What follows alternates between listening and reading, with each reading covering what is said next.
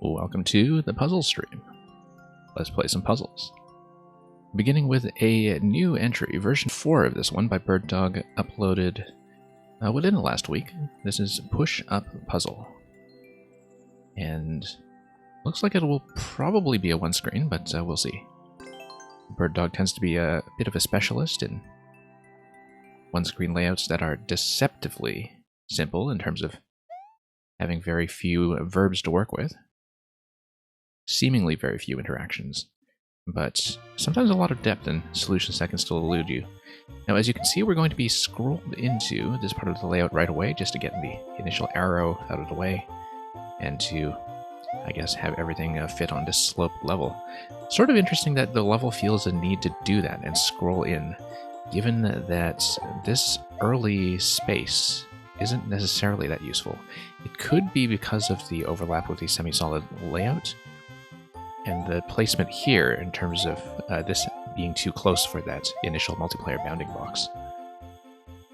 So we'll see what that's all about. We're given a spike. The spike is spawning a snowball. Spike, I believe, is going to respawn out of the blue pipe.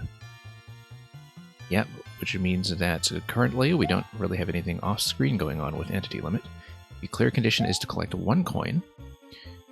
The one place where it looks like we'll be able to collect a coin is if we activate the P-switch and collect the coin that would be created by the turn block that's up in the top row. Grakowski, welcome. And okay, so currently, really not going to get any fancy object jumps with this, of course, because it will just be destroyed by the wall. You can remove the P-switch. Also, the interesting thing is, let's just stand here, in fact, and let's see what a snowball does. Snowball is not going to go anywhere. Okay. I wonder if P-switch placement can push this guy. Looks like it can. And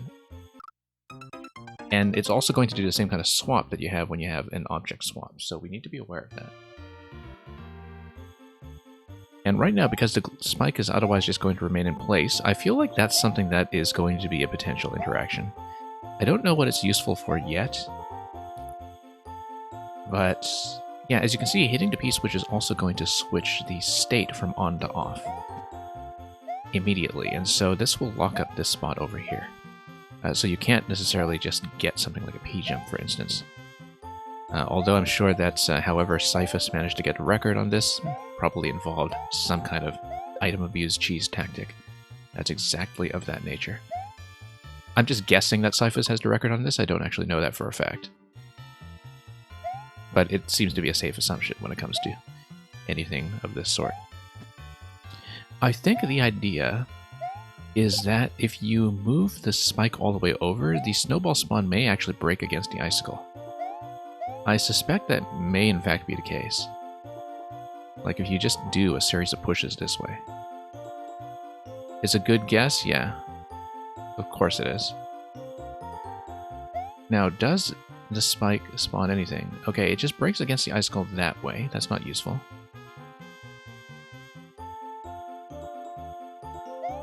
So, currently I need to think about what the P-switch interaction is going to be. P-switch is going to lock up the left side because of the on-off switch, and is going to lock up the right side because of the P-blocks. So the only place that I can activate the P-switch is going to be in the top half of the semi-solid in that upper middle slot. And then the idea is that from there I would be able to go up to the turn block, collect the coin, and grab the spring and then get out. But then that would still run into issues with the goal being inaccessible. P-switch, however, seems to spawn out of the pipe on the right side. Let's test that. Because if the P-switch spawns out of the pipe on the right side, then that's how it goes. Such that, oh, that's interesting. That's really interesting. That kind of gives me a later part of the solution, I think. That if I activate a P-switch up there, then with this kind of setup, I'm able to fall into the second P-switch above the icicle and then get out and get the goal. So it looks like that step has been established. However, it looks like I may have locked myself here because I don't actually have a way to get rid of this guy now. But it looks like eventually the spike push is going to be relevant to getting the rest of that setup together the way I want. What we don't know yet is how to use the snowball and how to get up here. I think that right now the issue is that the snowball is kind of in this location, if it's thrown here. I don't think I'm actually able to get the spike up above here with any kind of push. Because if I were able to do something like that, then maybe I'd be able to get upstairs. The other question, of course, is whether... Oh, maybe something like a snowball throw could potentially, from me, do something about the icicle. But I don't know that for a fact, depending on how that interaction is going to go. So why don't we grab a snowball first? Why don't we grab P first, just get it out of the way. And let's see what we can do with this.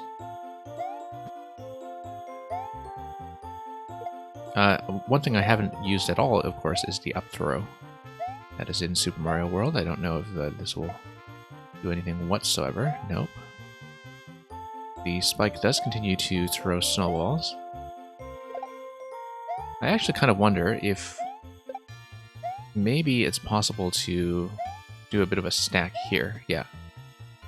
Can I do a double stack? No, I can't, but I can do a single stack, and a single stack may actually be enough to get me up above. What it does not do, however, is allow me to... Yeah, okay, so I can't actually... spin jump would have done it, actually. Spin jump would have done it. Because the idea is that I'd spin jump off of this, I'd get up to the upper level, but the problem is access to the P-switch afterwards. But I think that might not be a bad idea. The problem is that I'm still not able to get the P-switch activated from that location if I do this stacking method. So for example, I stack like this. I drop the snowball on top. And then... Now the problem is that I... Okay, no, I want to do this. Because then I can hit the turn block. And then I can grab the spring. And I can take the spring back down without having had any kind of switch activation. So for example, I punch this. Grab this. There we go. So now I'm able to get back up here once we do the rest of the P interaction after I have pushed the spike. And I think that's all I need to do, in fact, as long as I have some way to get a snowball up to the upper level. So I want to grab a snowball first just to put it down, just for the sake of... No, hang on. Having it be available upstairs. I don't want to lose it yet, though, so why don't we just obstruct it with the P, obstruct the additional snowballs with P, rather. And... just grab an additional snowball and just prepare it. I don't think I actually need more snowballs, but whoops. Just in case I want to save one.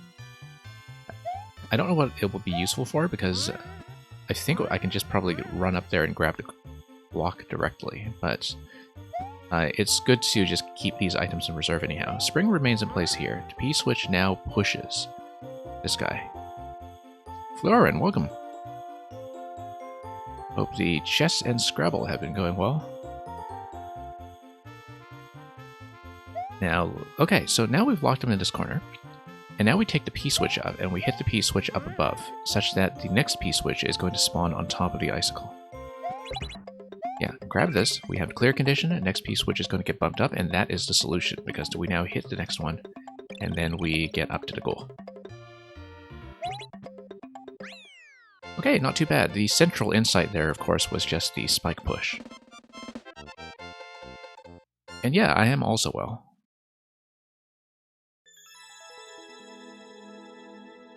And I'm glad that this stream is exactly the kind of fit you're looking for today. But yeah, I usually try to do a stream that's just dedicated to slower paced logic puzzles in this game, and so it's kind of nice to just get through a whole pile of them at once.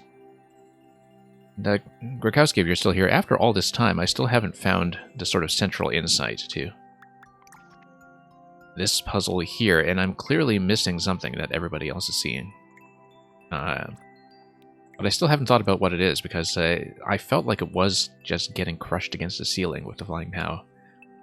And I could never actually execute on that, but apparently, you know, every time I've shown this off, everybody who I kind of walk through my solution with sees the next step right away, and I just don't see it. So we'll do that later, though. Since you're here, we'll actually do that latest aquarium level. I think I have the code sitting around. And this is going to be... yeah. E0S, that's right.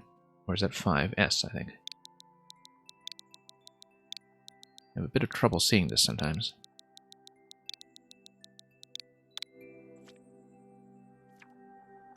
So this is going to be Aquarium Key Recovery, the latest puzzle from Grakowski from earlier this month.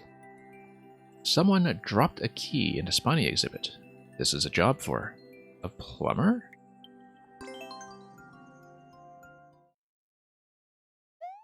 The person with fish phobia arrives, and let's do the aquarium one. I actually didn't know you had the fish phobia, but that's okay. That's hopefully not going to be triggered too badly by the Cheep Cheeps that are all in the corner over to the right and inaccessible to us right now. It looks like we'll just not be touching them at all, because we'll be falling into the goal from the top of that beautiful coral layout that you see in the top right. Now let's see what's going on with the camera control in this level, because obviously we have access to Yoshi up top. Wow, what a heart. Okay, so it's going to be something involving obtaining a key, obtaining Red Yoshi, and then dropping down towards the goal. We need to think about where the key is going to come from, because once we get the key, as in the title, Aquarium Key Recovery, we're going to be able to... yeah, let's take a look at this. This is the exterior, I see. This is the exterior of the aquarium. And we get the key in the other zone, we come over here, and we have it in there. I wonder what the crush blocks here are going to be for, then, because we don't know what that's useful for yet. It might just be for some kind of height check, perhaps. But currently, it looks like that's as wide as everything is built. This is just going to be the opening zone. But sometimes these puzzles have elements that look like they're just aesthetic decoration, but which turn out to be mechanically relevant later on. So we need to keep that in mind, especially because the on switch seems to be enforced when we pop out into that zone. Okay, so let's see here. Look at those eyes filled with murdery intentions. Either the fish's eyes or mine. I guess it's mutual. With the key is going to be bound to this location, sort of implying that maybe there's an object that we need to use to hit an invisible block, or some way that we can get pushed up into that location. Because it looks like the implication is that the key is tied to an invisible block that is underneath the Spiny, unless the Spiny itself that's at the top of that bumper is what is holding the key.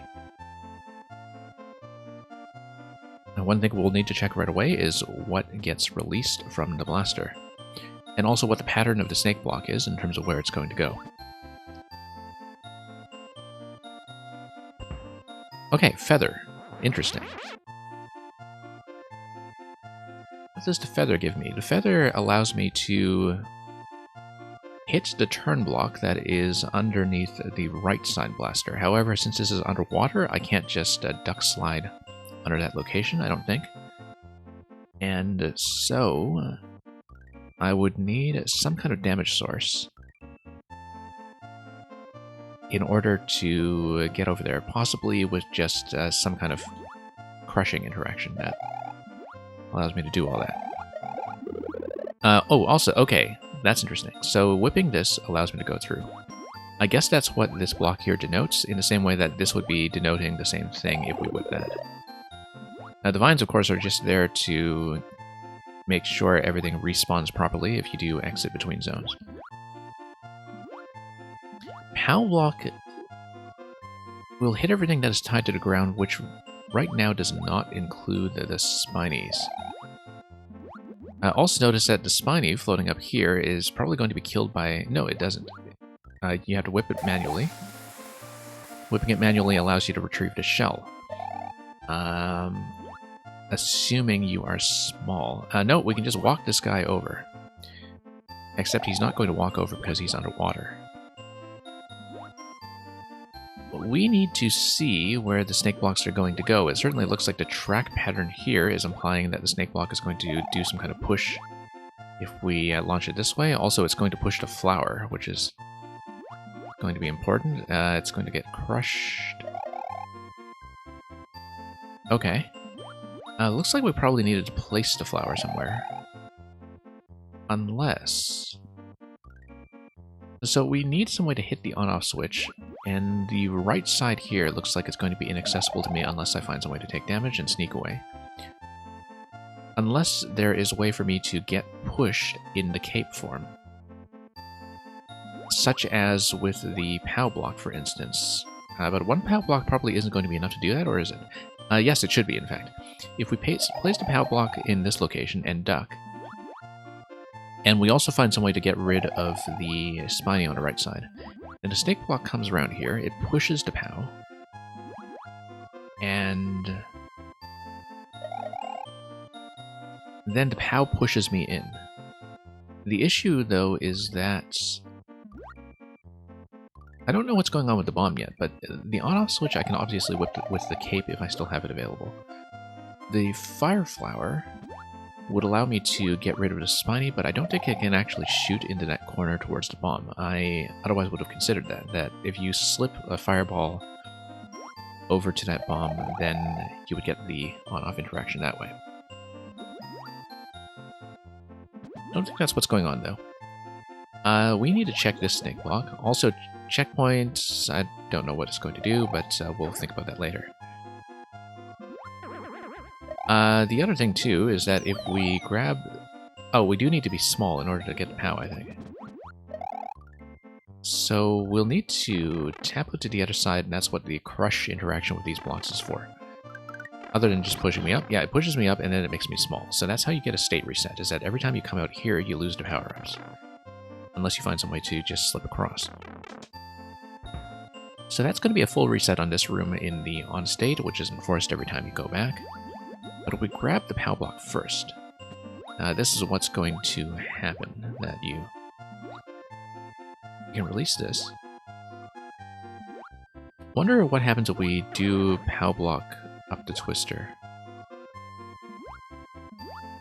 I think if I get, whoops, pushed by the POW, also if I take the POW through here, that might be interesting. Yeah, if I get pushed by the POW... Oh, also, retrieving the POW this way means that I have access to the POW while I have a power-up, such that...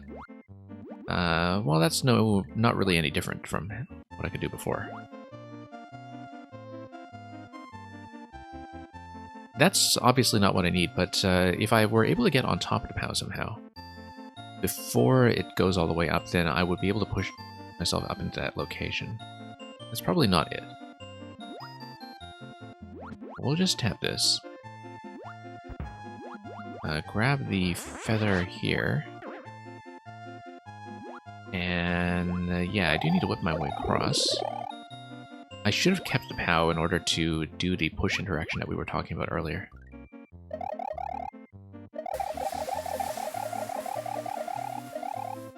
I think it's partly going to be a matter of timing, that I need to whip this, then duck, then get pushed through, then pick it up. Before the spiny shell respawns. So there's going to be a bit of a timed element here, unless I have to destroy it using the fire flower. I also still don't know what the on-off state switch actually does for me, and that's maybe kind of important. So let's reset all this. Just get crushed again, and then After the crush, I will get back over there and check the POW once again. 18 seconds, so it's not going to happen on this attempt. But the idea will be I grab the POW, I grab the cape, I leave the snake block in place, because if the snake block is not in place, the POW gets pushed up. Yeah. See, that's the issue. That I need the POW to remain available. But I can also just leave the POW floating towards... not floating, but like set it down and just let it down this way. Whoops. Don't know if I still needed that snake block for anything, but chances are I will. So we take the POW through.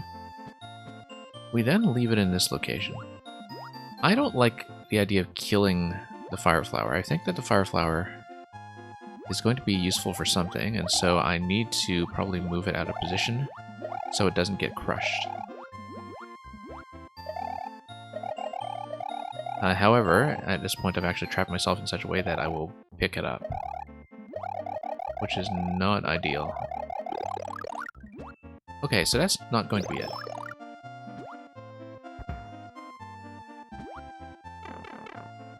I should have probably kept the POW that time around. Anyway, full reset.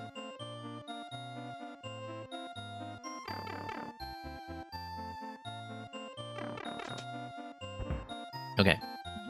Try to POW again. And then... yeah, we'll just grab the feather. Whip everything here. Get that out of the way. Yeah, I don't know what the flower is useful for yet. I feel like it maybe is something like a corner shot over to the bomb, but... oh, I see. That the flower is actually the object that is shot out of the blaster. Such that... yeah, it has to be, because right now... we know there's no entity blockage. Whoops, same mistake. We know there's no entity blockage because, yeah, the flower comes out. Exactly. That allows you to swap between power-ups if, for example, you can get the Spiny up here and shoot the Spiny, for instance, while this is open. The problem is that I can't reclaim the feather coming out of that, so... let's get pushed.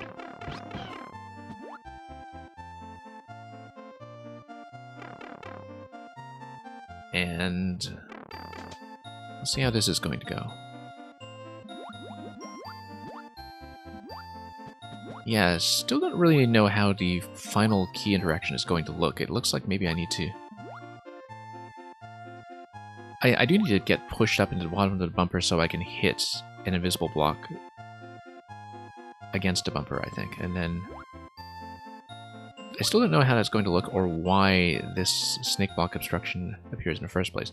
I think the idea behind a snake block obstruction is that I can place an object like the POW in this central location here, but then I don't need to release it until I'm ready to actually step on that. Such that you can have a timed release of an object that goes up. The problem with that is that I think you would need to use something like the Spiny Shell in order to do that, such that you would do the equivalent of an up throw in that location if you were able to grab a Spiny Shell, for instance. Like the one that is on the right side when you tap the Spiny over there. I think that's probably going to be the interaction in the end, in fact, that you up throw a shell, and that should hit the block. And that, in fact, might be what this Spiny here is telling you. That is a clue that you need to retrieve the other one and throw it in this location. So, let's grab this. And, oh, whoops. Still have some trouble with the actual mechanics of that interaction over there, so let's get back there and do that. Try not to get trapped like that when I'm just trying to do a soft drop on a POW. I was standing much too close to the pipe. But yeah, let's grab the cape. Just let the feather pop out. If we can. Need to stand a little aside. And we need to do a soft drop. Good. Whip this. Whip this. And so it's okay if the flower gets crushed. But only if the blaster is still alive, though. Whoops. No, I didn't mean to drop it here. That's, once again, an error.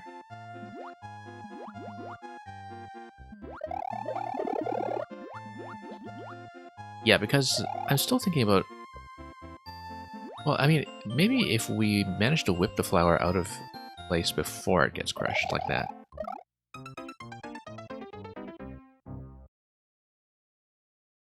We won't do it quite like that, but that's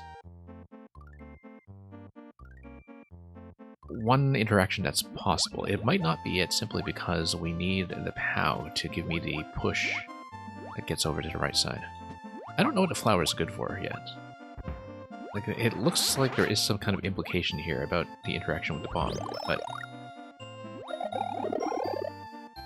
I kind of have my doubts about that. So, for example, we lower this, and the idea would be that... Oh, interestingly enough, because the blaster is out of the way, now I can reposition the flower. Repositioning the flower does what for me? I'm not exactly sure. I mean, it would prevent it from being crushed if we get it up to this location.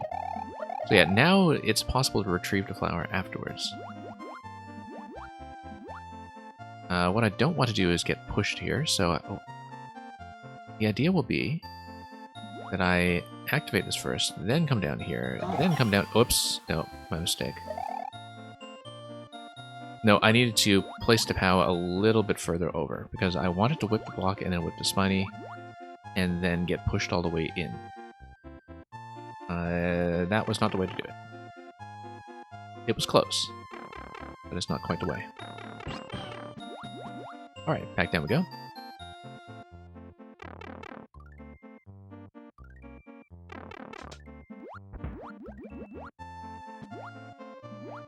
So yeah, same idea. We grab the POW. We hit this guy. We don't activate this snake block just yet. Tap this.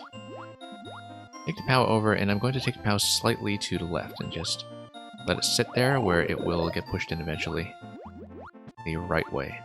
And then rescue the flower on top of this semi-solid to the right, which now looks very conveniently placed for precisely this purpose. We need to acknowledge a raid from X or Typo. Coming in with this Scrabble crew. Oh, thanks for dropping in, X or Typo, with all of the Scrabble players coming in today. We're just doing logic puzzles in this game over here in Super Mario Maker 2. And yeah, it's fairly early in the stream. We've solved one already, and we've started working on this second one that's themed around this aquarium, so... Good to see you all here. I hope all the stuff in that stream has been going well, whether it's blindfold play or just got the regular pickup games or anything else. Okay, no, I should not have done this interaction yet. I need to get push first. Otherwise I'm going to run into some trouble. Unless, of course... yeah, no, I'm going to get hit when I get across on that side, so that's going to be a problem. However... yeah, no, I don't want the flower to be carried by the snake block either. So why don't we go back with the POW? Let's just reset this here. So I'm going to get pushed up here. And we come here and lower the POW once again. And yeah, drop this slightly out of the location there. Same idea, feather, followed by blaster, followed by placing the POW without whipping it. That was a little bit close to disaster. Okay, get the flower in position, then we activate a snake block, and then, after that, we have the means to go down to the turn block down below and whip it without destroying everything.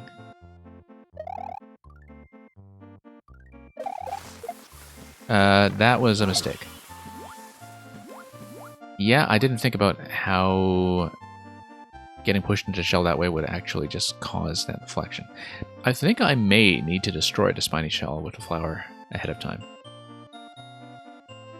But that's a bit of an issue because I don't know how to preserve the flower, or rather preserve the cape out of it. So yeah, that is a big oh no. Currently I still don't know what to do with the bomb either. I think the bomb probably isn't something I can activate from this corner with the flower. So we'll have to do a soft reset on this one. Because let's say I grab the flower, I come back in.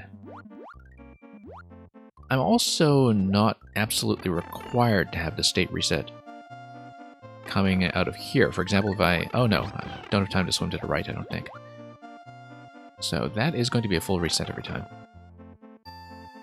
Yeah, I do get some sleep. Good to see that your stream is still up and running at full blast. I don't know if you got your second monitor set up already, actually. I know that you were kind of changing your technical layout of it, but hopefully everything has been going well with that, and I will see you around for more Scrabble later in the week. So, thank you once again to Extra Typo for coming in just now. Still looking for a desk, I see. Okay, well, good luck with the rest of the setup. Keep the cables nice and tidy, and you have a good night. Okay, going to take the power over here. And what's going to happen here? Yeah, I can do the push interaction with the POW, but the problem is getting over there. I think I need to whip this block, take the flower, hit the spiny, if I can. Whoops, nope, too late. Unless this works? No. No. I do need a cape in order to do this. So that's going to be an issue. And I don't want to kill the spiny anyway. I need it in order to eventually do the up throw on the left side, unless there are any permanent state changes that I can do with this part of the level before I continue. Supposing I throw this, yeah, notice that that spiny gets crushed. This spiny does not, because it's not actually sitting on ground. So, yeah, let's rethink this. Toad looks weird to you and you never see him. Yeah, it's because of all the new bits of sprite artwork that were created with Toad not only being playable in this Super Mario World style, but also having all the various power-ups available to him. And he does look sort of unusually chunky when he's wearing the cape. Yeah, I usually play as Mario, but we do have reward redemptions here where people switch the character, and I just didn't switch back after the last stream, so... It's alright. Toad needs to solve some puzzles from time to time and keep those muscles warm and the brain that is tucked inside his toadstooly head. Okay, let's see if we can get that push. I am going to run out of time on this attempt, but I just need to figure out what to do with this in such a way that doesn't push the shell the way that I did earlier. Because I'm not able to deflect it far enough, I think. That's... The issue is that I want to get a pickup on that shell once the spiny has been whipped up into this upper position, but I don't see yet how I'm going to go about doing that. I think I'm actually destroying this too early as well. That's... Yeah, if I destroy this, so I lose access to additional flowers, but then... What's going to happen here? Because if I whip this, I placed the flower out of the way as before, just to leave it available. Yeah, right now, this Spiny in this location is just causing me all kinds of grief. I can get pushed through. I might need to whip the flower down, actually, just to see if I can... Whoops. I am going to run out of time on this attempt anyway, but... I think the idea is that I want to position the flower in such a way that I swap to the flower as I'm getting over there, such that I can whip the block of the cape, get to the flower pretty much instantly, kill the Spiny, and then worry about this guy afterwards. Also, this leads to an interesting implication here, which is I definitely can't up-throw the POW here, can I, with the Twister in this location. I guess the issue is just with this underwater theme here. Let me just check one thing. I need to check if this works. So if I do an up-throw, yeah, that's going to work. And then I can recatch if it doesn't hit anything, because everything's going to float down gently. But then the question is, if I do an up-throw right here by the Twister, then what is the interaction? I come here, and I go up. Yeah, as you can see, this problem with the Twister is that it stabilizes the POW. But then why wouldn't it just do the same thing with the Spiny Shell as well? That's the question. Because if it does something like that with a Spiny Shell as well, then I don't actually have a way to get pushed in here. Unless I can do some kind of, spring-loaded release of an object. It's going to take me all the way up. So. Yeah, I need to experiment with this a bit, I think, and see if there's anything else that can be done with this sequence.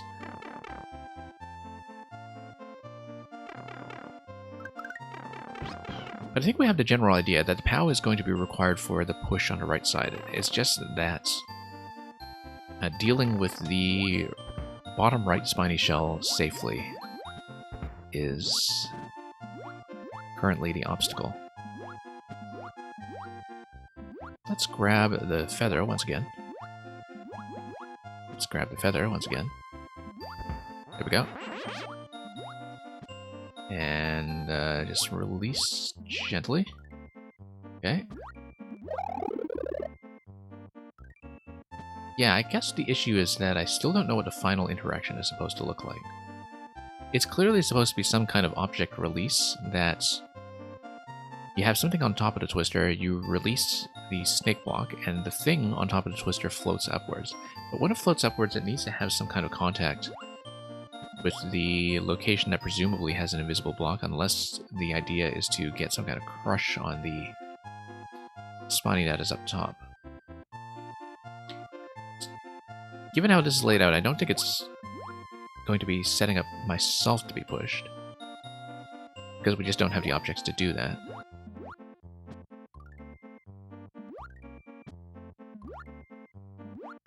But that's an interesting question. Anyway, if we come here, we drop this, we push this guy, and we know from previous experience that the flower isn't going to go any further to the left, I think, because of where we can stand in order to whip it. Yeah, it's always going to just deflect against that ceiling there. Whoops. I don't want to do that so soon. Let's do it anyway. Nope, standing too close.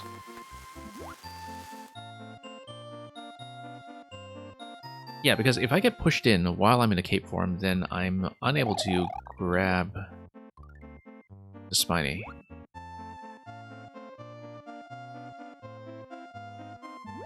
Something that could be possible is if the Fire Flower gets pushed into this location.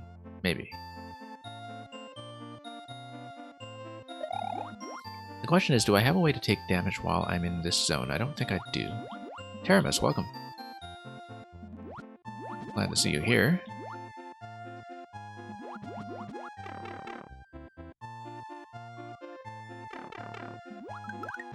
And yeah, I can give you the code for this one. I don't have the bot running right now, but this is the latest one by Grikowski. The Aquarium Key Recovery, and the code is here. Mang, welcome. Let me just try to get back into this quickly. So yeah, we currently are stuck at a very specific thing. So I know a couple of things. I know how to grab the POW up here. I know how to get the cape. I know how to set up the POW such that the cape has a push in direction along the track on the right side. I haven't established how to actually get the key. If the key is implicitly being tied to something like an invisible block here. It's not going to be with an up throw unless we have a way of just obstructing the twister or otherwise. Oh no, you see the twister is actually on top of a blue block. On-off switch kills the twister. That's how you do it. Yes, that's how you do it. I didn't actually see the blue state block under the twister until now, but yeah, because once you get rid of the twister, then you can do an up throw without the POW just being trapped in that position that way. Yeah. Yeah, so that's how you do it. You get the on-off switch on the right side, the twister dies. At that point, you're able to up throw any kind of object. It could be a POW, it could be a spiny. The POW actually should still be alive at that point if we're using it for the push and direction. Except the POW will be in that middle location if it gets pushed by the track. Where... yeah, because if I want the POW to push me, then... here's one thing I can do. I can maybe use the POW to do the swap interaction that we're so fond of in recent object manipulation puzzles, including the one that we played from Bird Dog earlier. So for example, we whip this. What if I decided to get rid of the spiny by using the POW? Such that I'm here. And then, yeah, I don't want to whip the POW, so let's get the POW placed, say, a little further. And then what if I take the POW and drop it? Whoops. No, not like that. I need the POW to be a little bit closer. I need to land it on this location, perhaps, such that I whip this, I grab the POW, I then drop it on top of the spiny, although I think that's going to do an object swap that lets the spiny hit me. Unless we whip the spiny first, turn it into a shell form, and then drop the POW to push it further. But pushing it further, I think, isn't going to do much unless we push it all the way such that it floats up on the right side. So let's start this one over, because the clock is running down pretty low.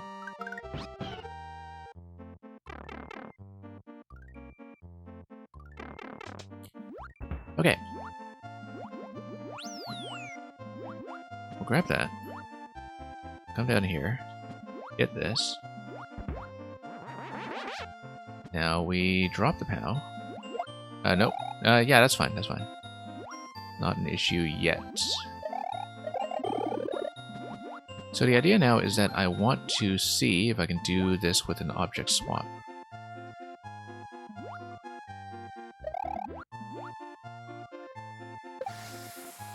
You know what? No, I just killed it. That's fine. That's even better. That's even better. We don't need it. We need to grab the POW later. There is going to be a problem. If the snake block comes to this location and pushes the POW all the way in, I don't have a way to retrieve the POW a second time. Because the POW is going to land in this location where I'm standing right now. The problem with that is that I don't know how to get it back for the up throw that's going to be on the left side. So I'll show you what I mean by that, because this is going to be an issue. I also still don't know what to do with the fire flower at all. I don't think it's going to be an interaction with the bomb, but I could be wrong. Because let's say I get pushed.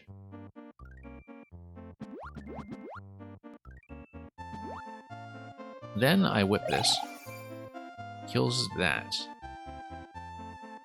So the question now is... Well, first of all, we never interacted with the bomb, which I didn't think we could hit from this corner, but maybe I'm wrong. And the second thing is that I now don't have an object to use or to throw on the left side. Oh, this is interesting. Notice the floating pattern of the spiny on the left side now. That seems to have been released slightly. I wonder if that was due to something to do with a red block placement. I didn't think so, but I didn't previously see it bob up and down one spot like that. But maybe I'm missing something. Supposing we do this. Back and forth, no. One thing that we can do is transport the flower. We could not do this originally. We can't do it anyway. I was thinking originally we were able to maybe get that on top of the snake block. Snake block comes down, carries the flower, and then drops the flower here. Here's the issue we have right now, is that I don't know how to retrieve the POW.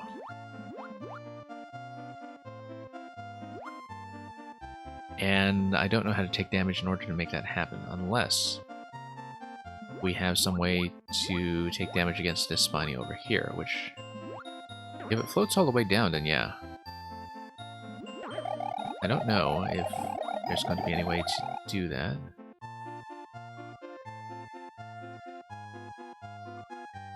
Yeah, it didn't seem so.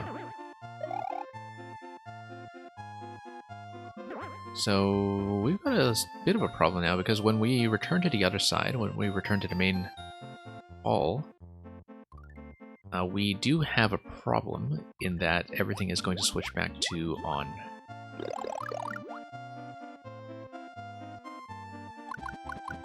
I really do wonder about this, whether it is supposed to be a bomb interaction.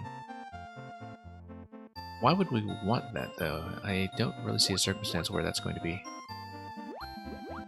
the actual objective. Yeah, because if we swap back here, everything's going to click on. Because of the spike ball that is part of the reset mechanism.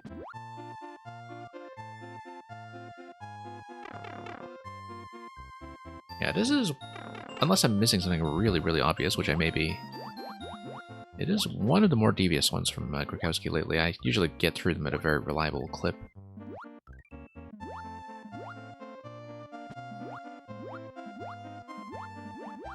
So, we need to narrow down what we haven't interacted with yet. We don't know what to do with the flower and what to do with the bomb. We also haven't tested whether the flower can actually interact with a bomb through that corner. I didn't think so. But we haven't actually tried that yet. We know that the POW is able to just kill the spiny when we drop the POW on top of it. But if we turn the spiny into a shell first, then does the POW push it or does it kill it? That's a question that we need to answer. So, let's go back and do that. Then you drop the POW here. Whip this guy, and then... nope. And then we... Nope. No. I don't know if that was too late or if it just always kills. I mean, that was not supposed to be a throw. I was trying to do a soft drop there. Merlin, welcome. 157 on the clock. Yeah, no, that's okay. We won't get it this attempt, but we'll just do a soft reset.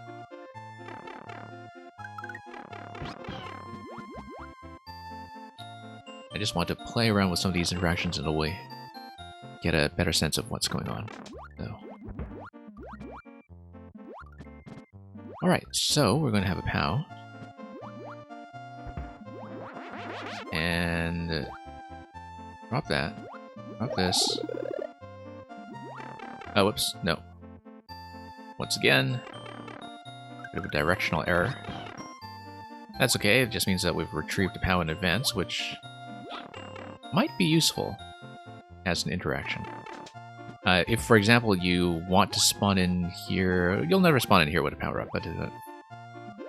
yeah, I actually don't see how the POW transporting it will be useful. It doesn't do anything, in fact, to change the state of this room here. Okay. Just need to go through some of these mechanics again. Yeah, I do mechanically want to try out this once more, just to see if we can do something about the Spiny when it is in shell form. Nope. That was a mistake once again, because of the turn block just resetting. Can I soft lock myself if I duck into moving blocks? The moving blocks. Which moving blocks? Oh, you mean if I come through here and I decide to crouch? No, I don't think so, because if you have the power-up, you would just be able to swim through. You wouldn't be able to get in here, but you would be able to crush yourself here if you have... if you're tall and you're unable to cross over here, you can get crushed in this location and in the middle. And I'm pretty sure that's what that location is for. Yeah. Good question, though. Definitely a fair question. Okay, let's do this again. So yeah, right now the issue is that we need an object that is throwable, that's still available after we kill the Twister with the on-off switch. And I still haven't tested the flower and bomb interaction just yet, so... we'll drop this. Put this guy. I just want to do this once more just to see if we can get a slightly different outcome with the Spiny shell here. I think the way to do it will be we whip this first, we let this settle, then we wait for the turn block, then we whip this once again. And no, that's going to kill. Yeah. Alright, so here's the question. POW block pushes towards this location. POW block can get me through if I'm in cape form. What if I try to get through in flower form and take damage from the bomb detonation? That's only 1 point of damage. That's not enough. You gave this level a try and managed to just beat it. Okay. Yeah, I guess you figured it out fairly quickly then. Yeah, usually I don't really tend to get too stumped in some of Grokowski's puzzles. This one is giving me a little bit of trouble because of some specific step that I'm missing. Because I see Snake Block pushing me through here. I haven't tested what's going on with the flower yet, and I do need to test that at least once. But in order to test that, I need to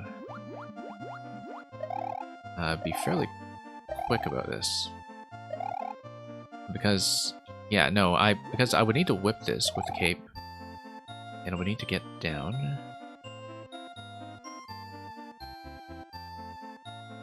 And, yeah, I don't know yet if that's really going to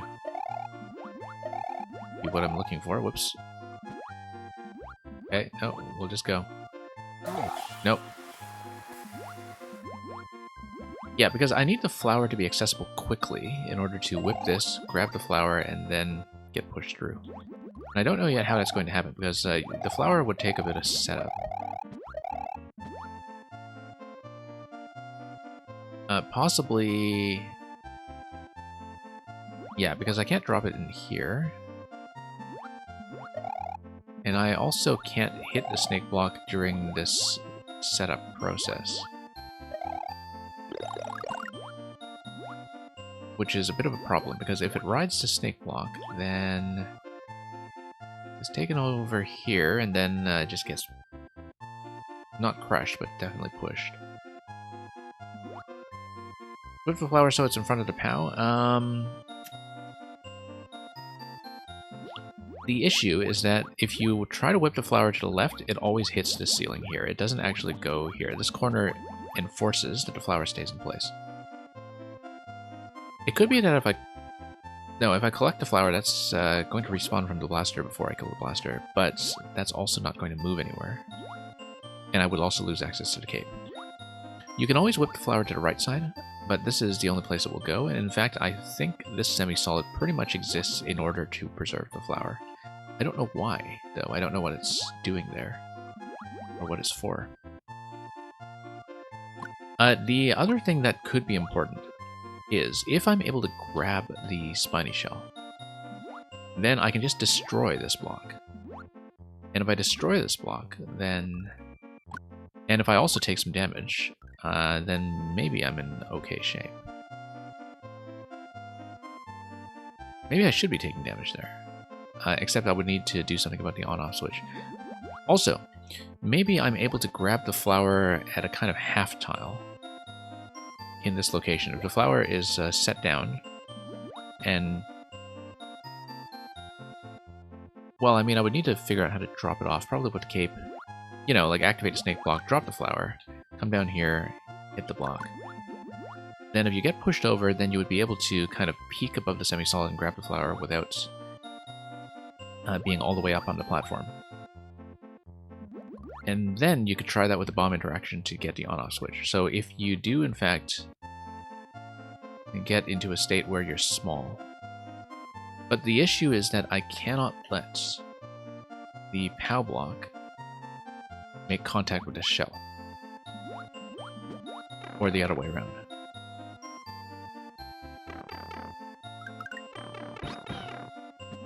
So let's get back here and try it.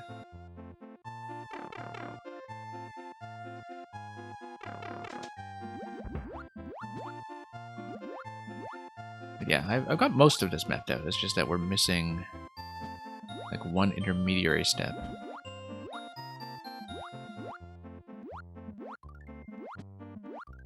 And maybe a bit of a knowledge issue in terms of not being sure about that bomb interaction. Because I haven't found how to use the bomb just yet in conjunction with the flower. And it might be that I need to shoot it through that corner, which I didn't believe was possible.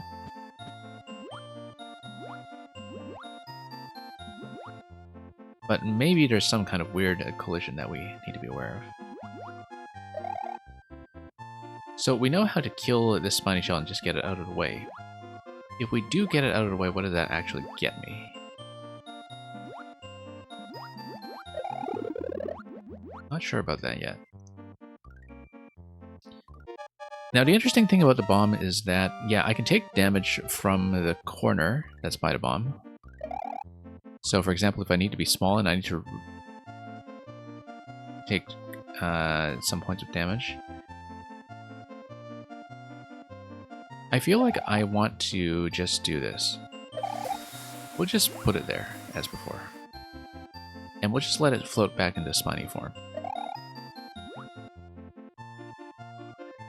In its current location, it is still going to be killable with POW, but maybe I am supposed to take damage. Because then I can take 2 points of damage. Yeah, whoops, no, I didn't want to take that just yet. Let's restart because of the clock. I think I know what my plan is. Because I was trying to figure out a way to take 2 points of damage so we can retrieve the POW. And I can't do it if I kick the spiny while it's in shell form, but if I let it curl back up into its swimming form, then I can take a point of damage there. Without causing any additional problems. So I think I actually do have the general idea, assuming that the flower interaction with the bomb is going to work the way I think, which is you get the flower to shoot the bomb hits the on-off switch but also hits me. And then I can still step on the spiny, I think, in order to take an additional point of damage, maybe. But the spiny does need to remain in place in order for that to happen.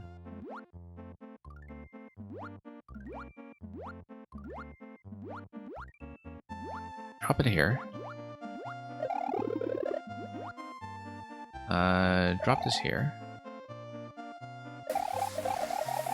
Push this as far as I can. Yeah, because now, if it floats in that half-tile location, the flower is... Well, I'm able to hit it anyway. Once it is in that form, without having to sneak under. I can be 2 tiles tall as Super Mario after I take damage from the bomb, and then I can take damage from the Spiny that way. So I'm going to hit this. I believe that snake blocks will just drop the flower, right? Like it shouldn't carry it all the way. Yeah. Oh shoot, forgot this. No, I forgot. Yeah, no. I forgot to set up the POW in this location. I have everything else. I just forgot to set up the POW over there. Everything else is fine, though. I think I actually do have it now.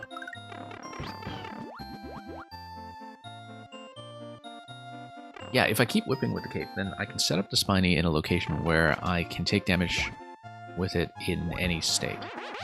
No, too early. I need to grab the POW first.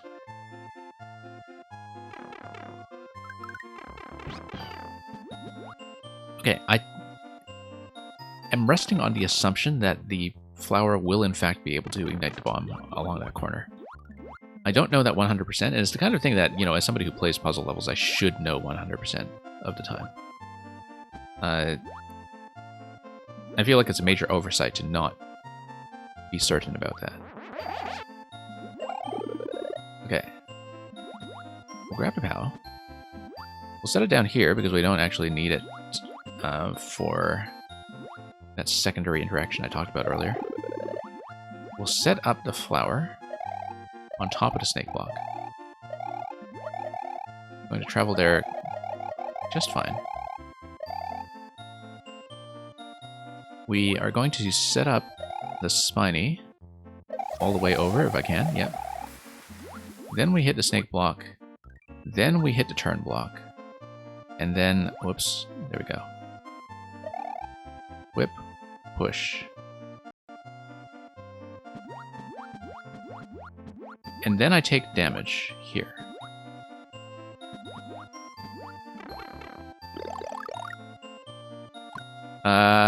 Here's the issue. How do I hit the bomb without hitting the Spiny?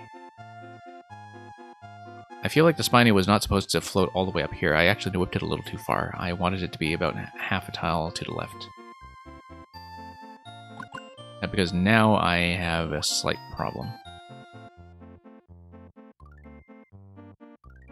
Yeah, because now I can't actually shoot.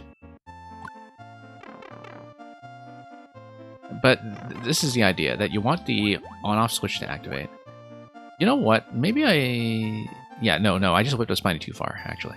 That's all there was to it. Because the idea is that you want to ignite the bomb. You hit the on-off switch, you take damage twice. Can you even ignite the bomb, though? Yeah, no, that's assuming I can. And then eventually I take the POW over here and I do an up throw. After I kill the Twister. I think I have the general idea, I just need to get the execution down. And that should be all there is to it. But that's riding on that central assumption with the bomb, as I was saying before. And I don't know if that's going to be true. Alright, drop the POW. Hit this guy. Grab the feather. Nope. Drop this guy. No, drop this guy.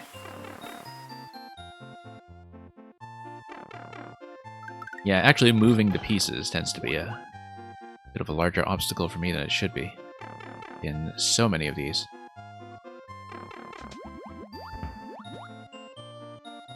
Alright, let's take the POW back down. Drop it down here. Hit this. And what have we got? Feather. Whip. And so we don't want to hit the Spiny as aggressively. Whoops. Okay, there we go. Let's place it a little better. Let's just place it down, say, this way. Let's place it down this way. Okay, there we go. Much better. Okay, I was hitting it quite aggressively. That should be good enough. As long as I'm able to touch it from the side. Can I touch it from the side if it curls up? Yeah, I should be. So, with this, move the flower. this time I will hopefully have enough space to shoot something. Move the flower all the way over. Snake block and then turn block. That's the order. Okay, let's not get trapped here. Get pushed through. Yeah, down. There we go.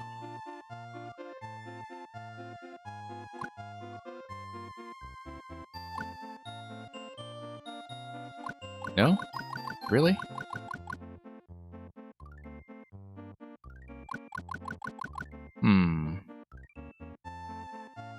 I mean, I don't know how the bomb is ever accessible then, unless it is with, like, it's not standing over a state block or anything. If you have some kind of instant kill on the bomb, then you kind of have that ignition, but I don't know how the bomb is ever going to hit then. That's a pretty significant issue here. Because I was kind of counting on that. I mean, I didn't... Oh, there we go, there we go. Take the hit. 79 seconds, let's do this. Let's do this. I said let's do this, there we go. You can get a little bit of a duck slide, not much of one. Okay, over here. And yeah, let's not fail this when it comes to actually aiming this thing. Whoops. Let's get down here. Then, there we go.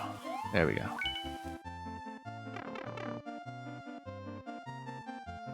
Yeah, it is frame perfect, I guess. Yeah, let's get through here. Let's not dawdle too long with all the 50 coins.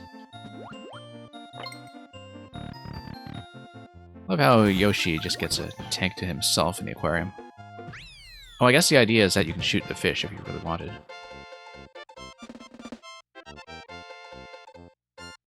Except you wouldn't get the diagonal shot unless you also had the fire flower going in, so maybe not. Okay, that took longer than usual. Partly because I was unsure about the bomb in the corner, although of course there was no other way to interact with it. But yeah, once I saw it, it came together fairly quickly, I think. The other thing, too, was that visually, I didn't see initially that the on-off switch would mostly be affecting killing the Twister. It took me a long time to just see that as something visible, given the very faint blue outline. So thank you for the GGs. Teramis, since you're here, I actually did have one of your puzzles on the list for today. I can just bring that up now.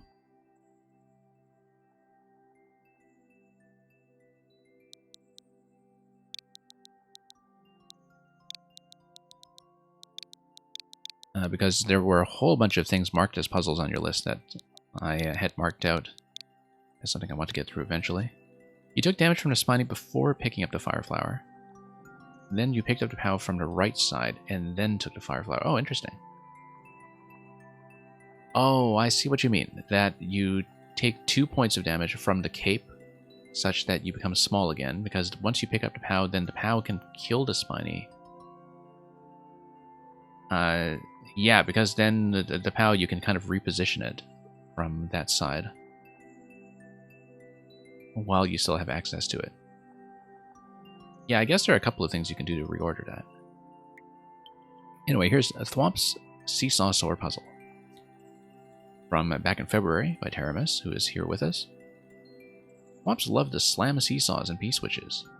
Includes reset pipe and 1 checkpoint, and this is going to be version 4. Let's see how it looks.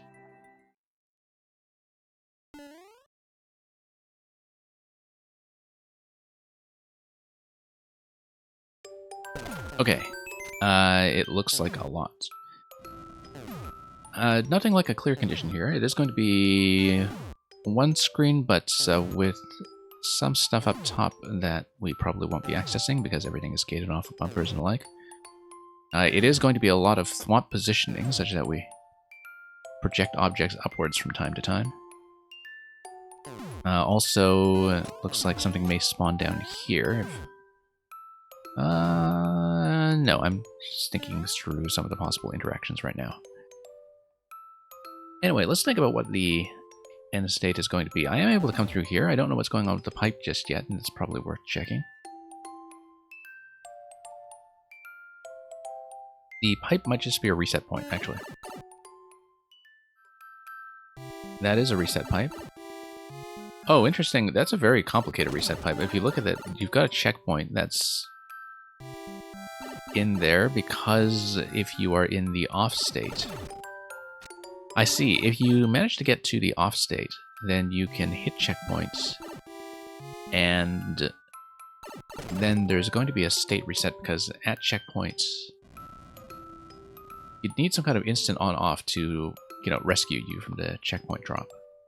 And I guess it would be kind of a halfway point where at that point you've turned a state to off. Yeah, you turn a state off, you go through here, you hit the checkpoint, and then when you respawn at checkpoint, there's an instant on to off that then creates the platform under you and gets you back out here in the off state. So that's when we'll be looking for the halfway point, is once we have some on-off activation that is actually preserved.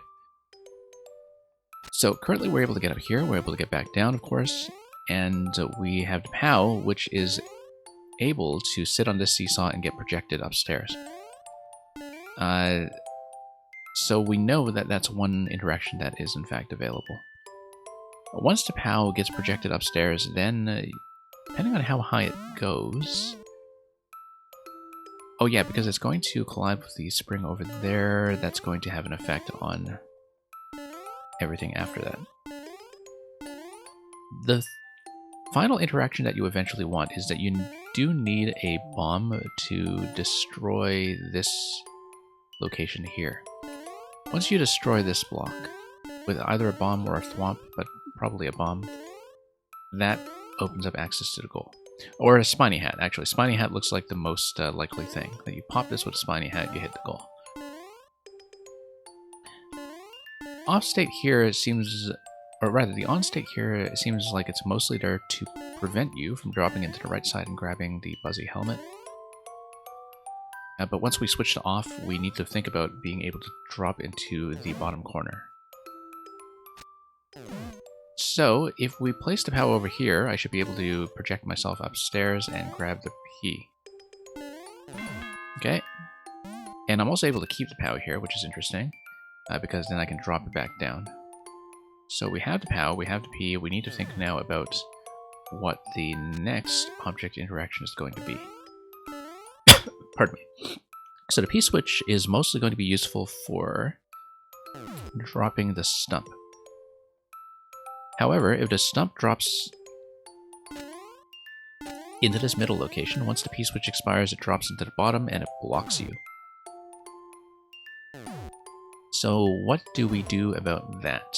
That the P-switch seems to just create a gate in the middle, such that you would want to activate the P-switch when you're on the left. Otherwise, you can't get from the right back to the left. But the stump here would then allow you to consistently jump back upstairs through the middle section here. And the other thing that a P-switch does is that, no, this is solid here, with this as a ground tile, but I'm thinking about places where you can do an up throw.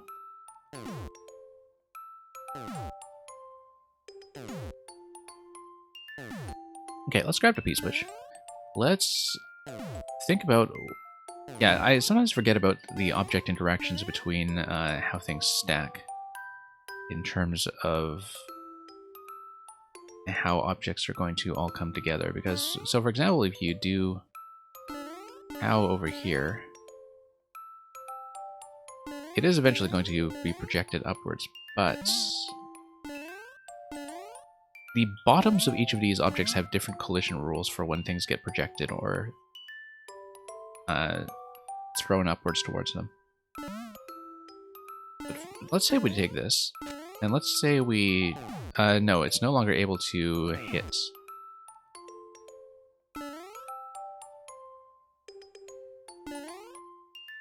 Okay, that's interesting.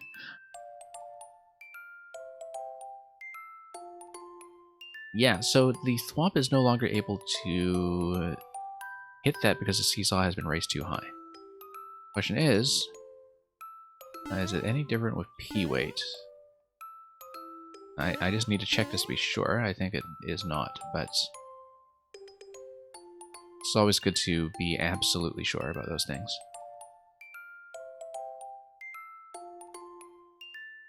Okay, currently we have the P, we have the POW, we can do something with a stump in terms of dropping it into the middle location here.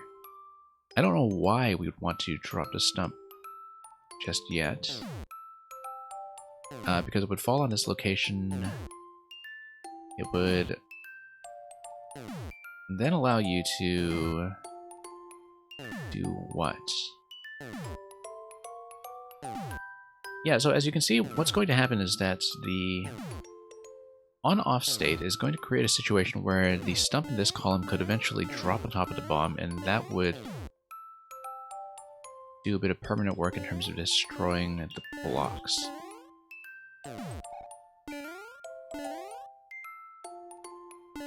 This looks like, yeah, that's gated by the bomb as well.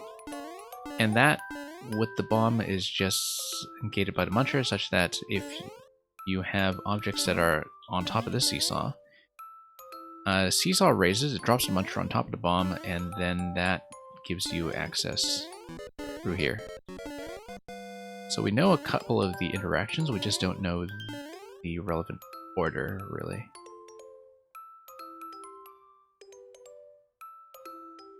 And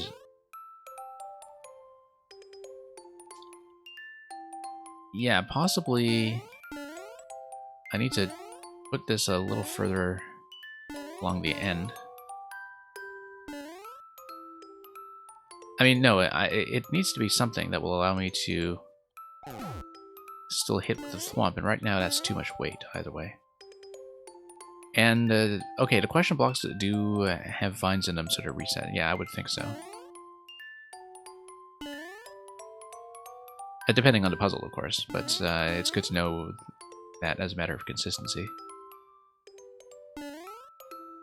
I kind of wonder if anything is affected by P or POW through here. No, you really do just need to hit on-off in order to ever have anything like that happen.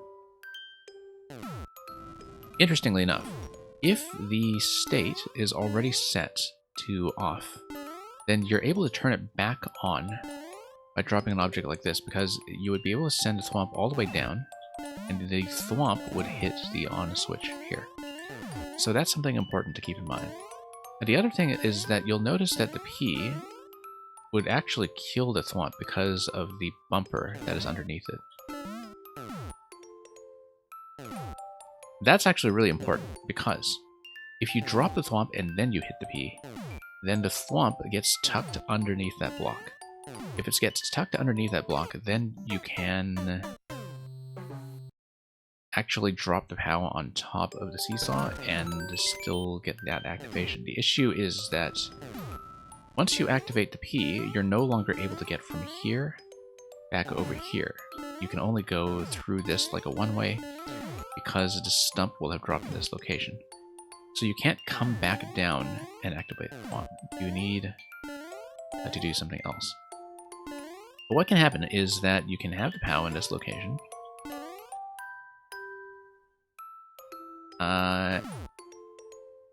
And then you can move the thwomp down one slot. If you move the thwomp down one slot, though, I don't think that actually really does anything for me yet. Except, if the POW is not yet lodged here, then yeah, the thwomp would just be kind of trapped in that location. But I don't have a way to activate it from that point. We need to try out a couple of different things. I can also just, well, not like that, obviously. I was actually thinking P-switch with an up throw. But that won't be it. But I just want to play around with some of this stuff in case we have an insight. Let's grab the P-switch.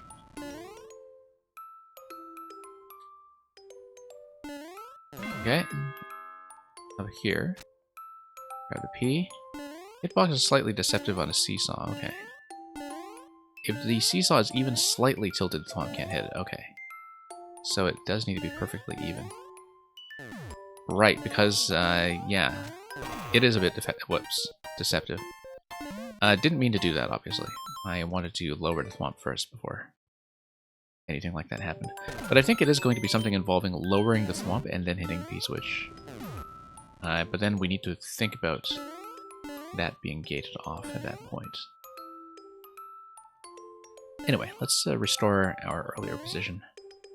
So we cannot have a POW activation. The POW is just going to be an object that we use to move things. Nope, mistake. Let's be a bit more careful about P placement. Okay, drop the POW over here. P over here. And then... yeah, we don't need a POW just yet. We want to lock the thwomp in the lower position, and then I need to think about how to activate the thwomp. Unless, let me try this first of all. Can I whip this thing upwards? Interestingly enough, nothing goes up with an up throw. I wonder what's obstructing all that. You would think there's no issue there, but... nope, whoops, my mistake. Forgot about the P sort of sub-pixel priority over to semi-solid there, even though that's something that we see all the time. Yeah, interesting that the up throw doesn't work at all through this bumper slot here.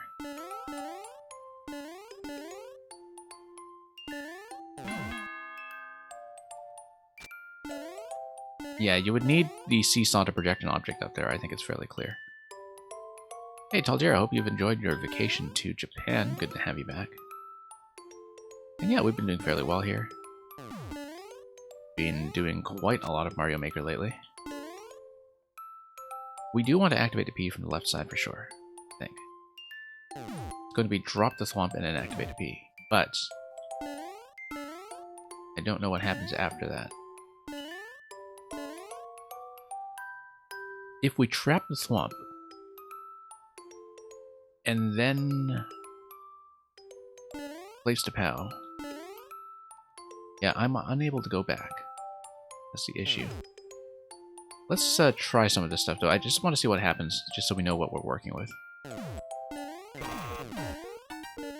No, we can't hit the P-switch yet, then, because it's going to kill the bomb up there, and... yeah, that's not going to work.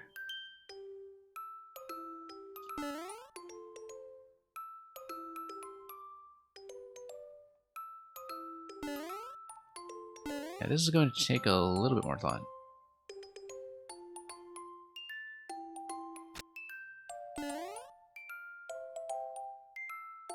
One thing I need to keep in mind is, am I able to take objects in here and pop back out with them? Yes, I am. No reason I can't. It does mean that objects that are placed in certain locations are going to be removed from there in advance. It doesn't affect the POW at all, really, because everything's just going to be going as is. It may affect the P once we have the off state. That if you have the off state, you want to be able to obtain the P. But we'll think about that. I feel like we can't activate the P at all just yet. That the stump lock is precisely there to discourage that.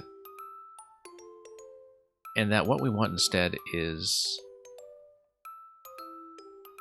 to... yeah, stack two objects here. I don't know if it's going to P over power, power over P, but if you stack two objects here, then the object doesn't actually rest on the seesaw, and then the thwomp can project it upwards. So you do that, and then that allows me to have access to everything. Now, when you have access to everything, what does that do for me? Let's get everything down first, and then we'll see what we can achieve. So the next thing that I want to do is Well, eventually we need something to hit on-off.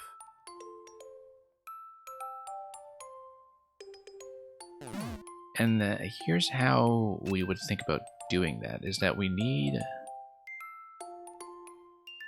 No, once the switch is off, then we can come through here. You can't actually grab the shell because there is ground tile underneath that with that pipe artwork. But the idea is that if you up throw something into the bumper that's on the right side, that activates the shell and it switches everything from on back to off. Actually, no, never mind that. You don't need to do that. You can just drop a POW, this location here.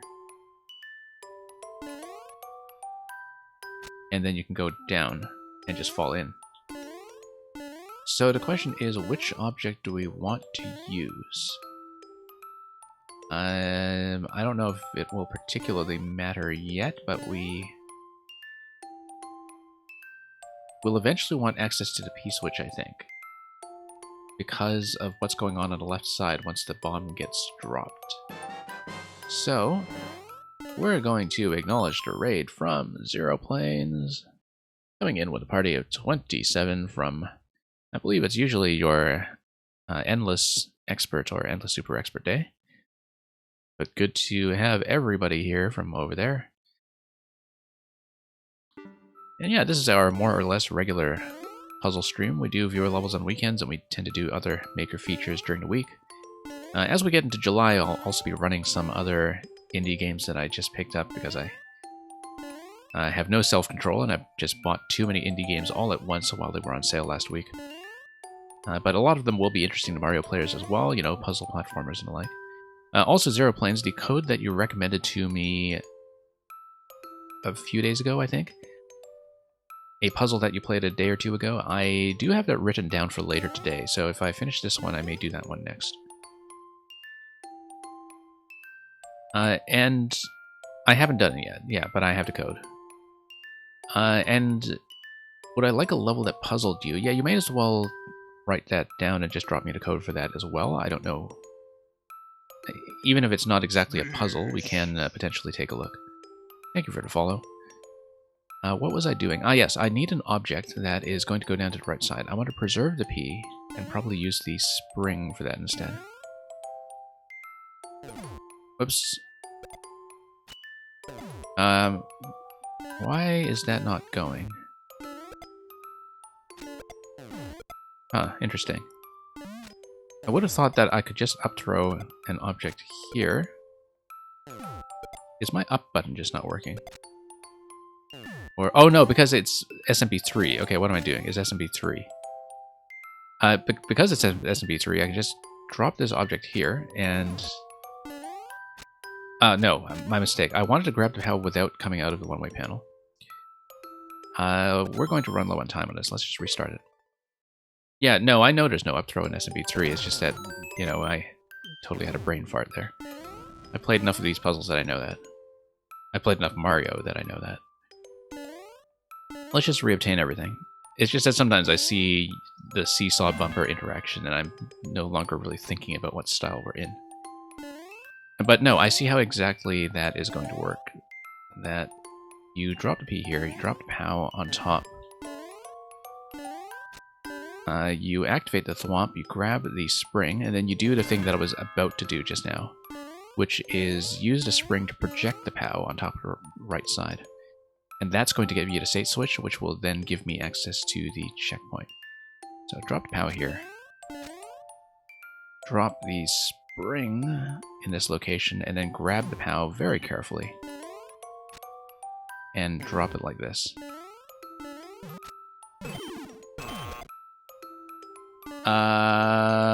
No, because what's activated? Oh, this activated. Okay, to hit the on-off switch on the left side. I didn't think about that. This stump here, creating all kinds of problems.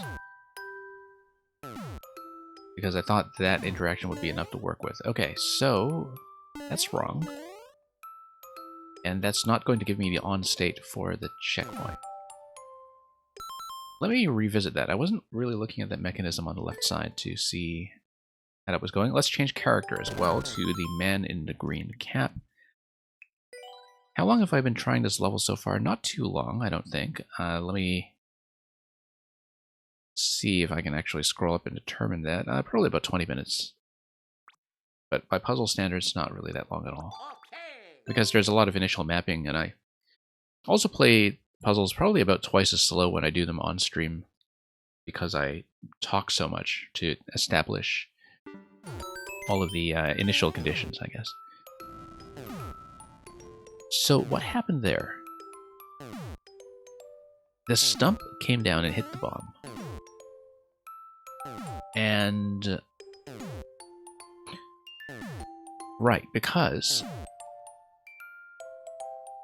yeah, it hits the bomb. The left side bomb also blows up, I think.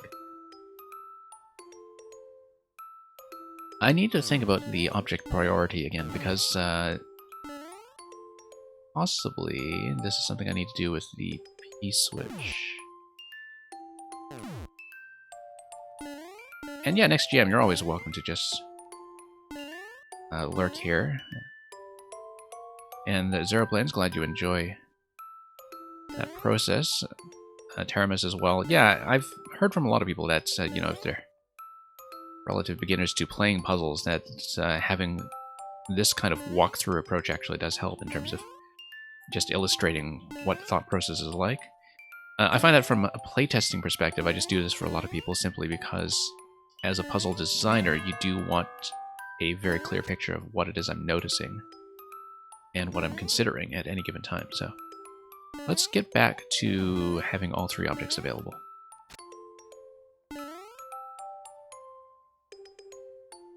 Okay.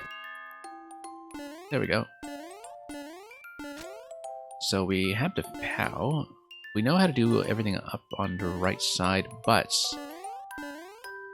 I wasn't paying attention enough to how the whole left side column was collapsing,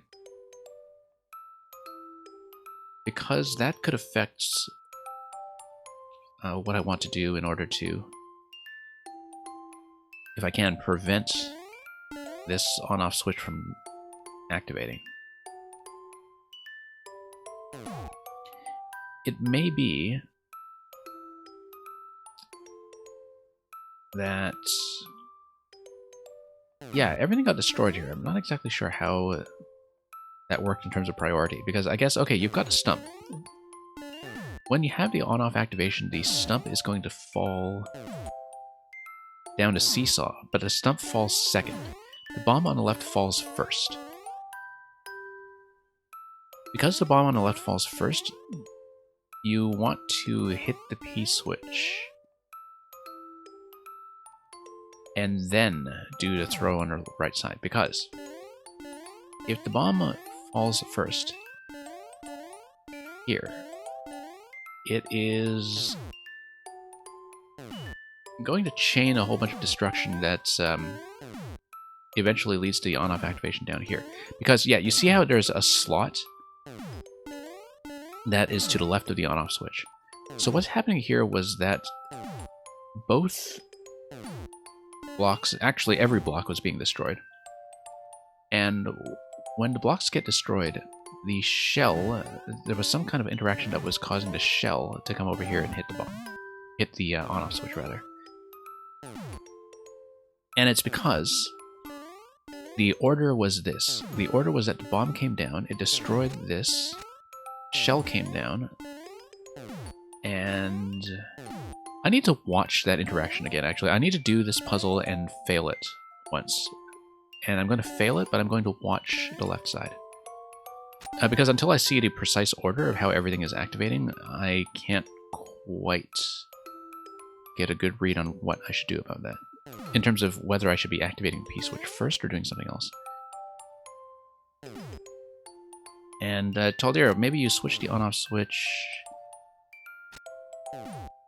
We'll see. I do think I need the Spiny helmet by the end, because that would give me access to the gold card, but I need to see how this failed. I didn't see that. Okay, it drops that bomb, it drops the stump on top of the bomb, then on top of the spiny shell. Okay, no, you see what happens here. You want the bomb on the left side to fall all the way down, and the only way it's going to do that is with a P activation that's at a very specific time. I think you need to hit the P switch before this stump falls down.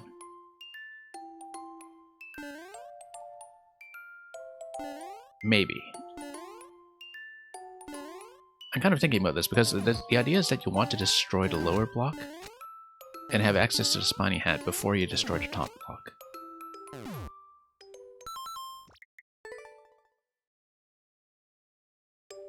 Maybe even saving a replay?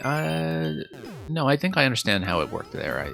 I saw that the on-off switch activated, the stump falls on top of this bomb slowly. The bomb destroys both the spiny shell and the question block that is on top. The lower question block remains in place. Because the P-switch has not been activated, the bomb on the left side falls on top of the P and remains alive. If I activate the P-switch first, then the bomb on the left side will drop all the way to the bottom. And then I would need to destroy that somehow. I need just one moment. I just need to grab something and I'll be right back.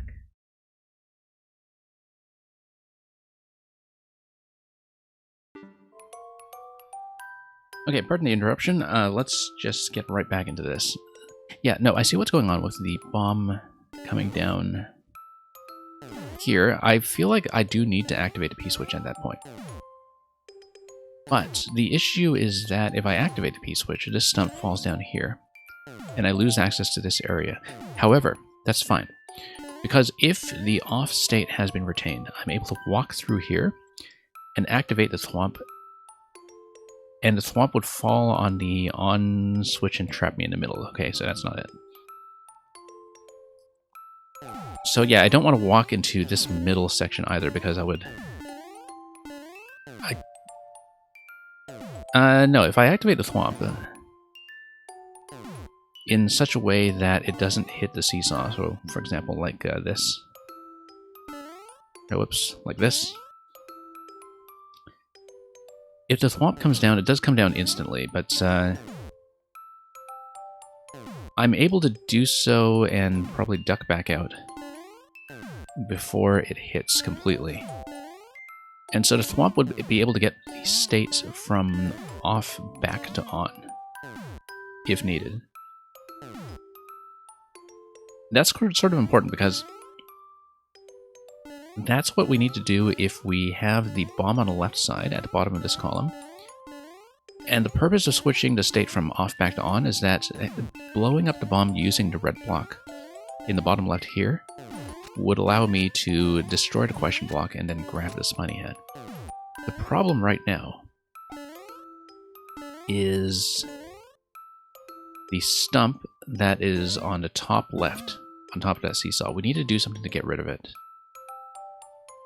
and get it out of the way such that it's not going to fall all the way in. It's currently resting on top of the red block. I'm wondering if there's a way to either get it out of the way or to have something like a P-switch activation prevent it from dropping all the way down. So that's something we'll be looking at. And get the toad in pink. Yeah, Taldir, we'll have that for the next attempt.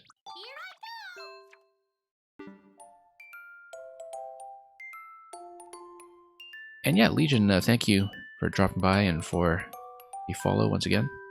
No worries about not being able to stay long. I do know that I run at a very difficult time for people in time zones where you're about to go to bed.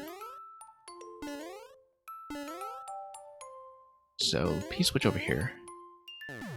How over here? Yeah, we need to do something about that stump.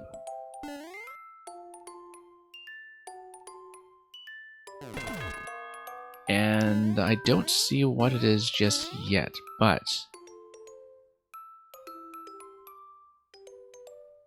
Yeah, nothing here is going to weigh this down. However, if you do weigh this down with one object, then the stump is prevented from falling, and we do have a spare object available, because we can just drop the P in that location. But to drop the P in that location, we need to place the P on top of the POW, such that the... Whoops. Let's try to do this safely. Yeah, place the P on top of the POW, and then project the P up as well. Let's get this out of the way. We don't need this just yet. So yeah, we move the P up there, we use the P to weigh down the stump, and then we do everything else. The problem is that we do need to activate the P switch eventually. But if we activate the P switch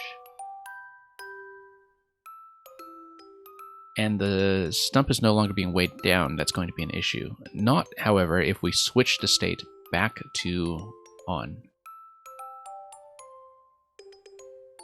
Well, we need to switch it back to off first, because then at least we can get to checkpoint, and if we get to checkpoint, then we can restart from that accomplishment. So let's just drop this here. Drop the POW. Come down here and do everything as before. The stump should remain in place now. That gives you the off state. And notice that we also still have access to every object, which is great. Because I do want that. I probably want to throw the spring first. And then take this through. Yeah, there we go. And it is CP time, but since I have all the objects active, I want to keep them for a moment. Hitting the P switch is going to lower the... yeah, okay, so here's what we need to do. I need to continue weighing down... Oh no, you can't because of the blue blocks here now. Okay. We'll manage to get to checkpoint before everything else, I'm sure. Oh, okay, you know what? Hitting the P switch... This would destroy this, unfortunately, but... I'm trying to think about what we can do about that stump. I think that stump is just going to act as a gate. Oh, notice that Goomba that's up top. That's interesting. I wonder if that's just a quality control device or something, or... Oh, I guess if you hit the P switch, the Goomba would walk to the left and it would weigh down the stump.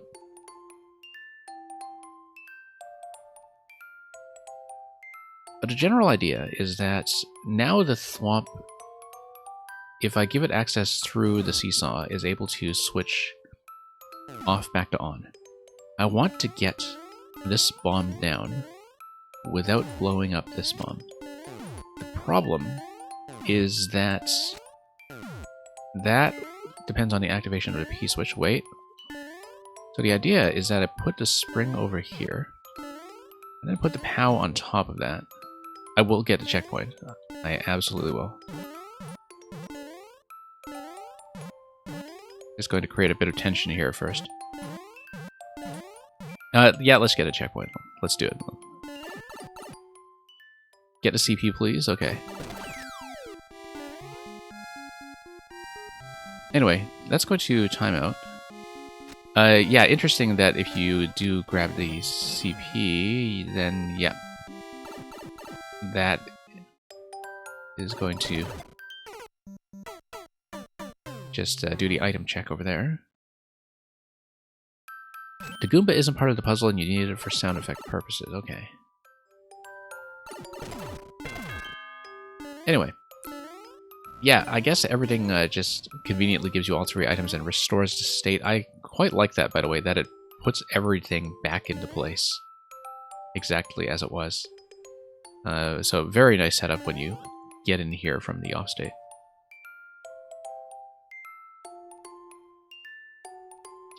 So the idea is that I want an object up top to continue weighing down the stump, but allow me to retrieve the P-switch without dropping the stump on top of that bomb.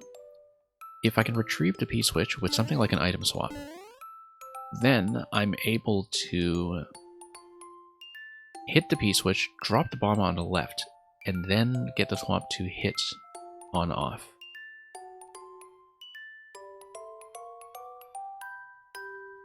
Once again, I am able to get the thwomp to hit on off. I will have to, in fact, do it from the middle section here by doing a bit of a back and forth. The reason is that once you activate a P-switch, the stump is going to drop, and so I cannot go down to the lower level. This creates a bit of a complication, which is, if I am unable to go back down to the lower level, then how do I retrieve the spiny shell? That's something I haven't quite figured out yet. Because if I activate the P-switch at all, I have to activate it from down here to the left. Yeah, I have to activate it here. So, in order to do that, we'll try to make sure an item is obtainable up top. Yeah, like that. I don't know, because that's not high enough for me to actually reach.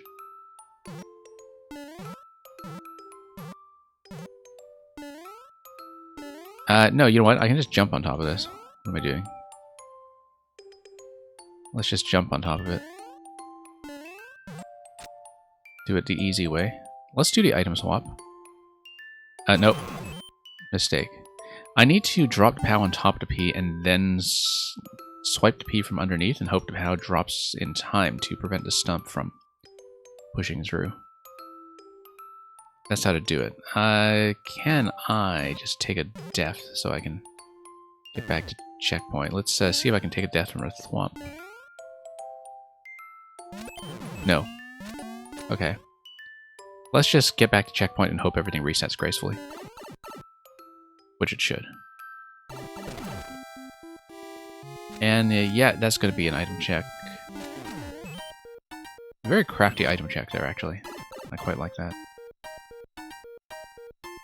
Currently going to use your phone for taking pictures of level parts to recreate in the subworld. Interesting. What am I doing here? Oh, yes. Okay.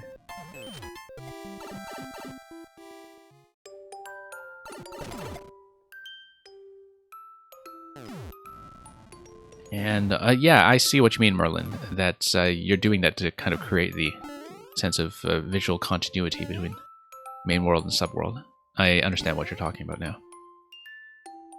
Do I know that Unomas level where I hold Z and I jump one block taller on a spring? I don't think I do, Taldir. I don't think that rings a bell. Anyway, let's just jump on top of the spring here. Maybe I do. It does maybe sound familiar.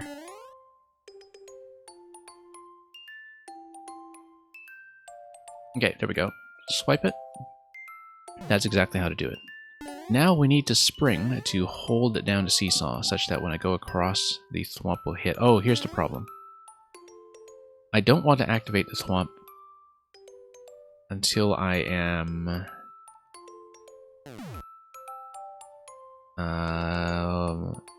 No, you know what? Here's how we do it. The thwomp hits the P. Because then that way the P is guaranteed to activate before the on-off switch. So now we drop this here. And in fact, I won't need to go downstairs for this, or will I? Yes, I will. Yep, thwomp hits again. And then you grab the spiny hat. That's why I needed to head down here. And that's it.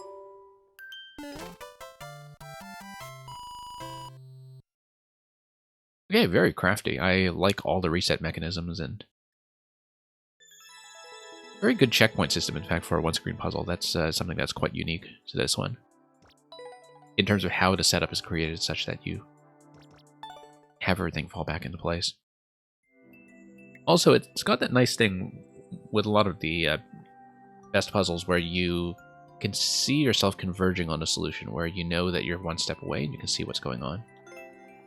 In terms of always having that one additional optimization or one additional adjustment that you need to fix this. So yeah, I can see how the camera mechanism works too, such that you can have all those reset mechanisms off screen and get the custom scroll properly to lock you to the bottom half. So, really well thought out. I like that one a lot. I figured it out so fast, I wouldn't say so. But, yeah. I know you mean that perhaps facetiously. Anyway, that's a win. Let's pull up the code that Zero Planes gave me previously, although I guess there are two codes that fit that description. The one that was from earlier and the one that I was told about a little while ago, I think. Let's take a look at the one from earlier first, just so I can see what it is, because you told me it's not exactly a puzzle. I'm just going to paste it again in chat so I can read it properly.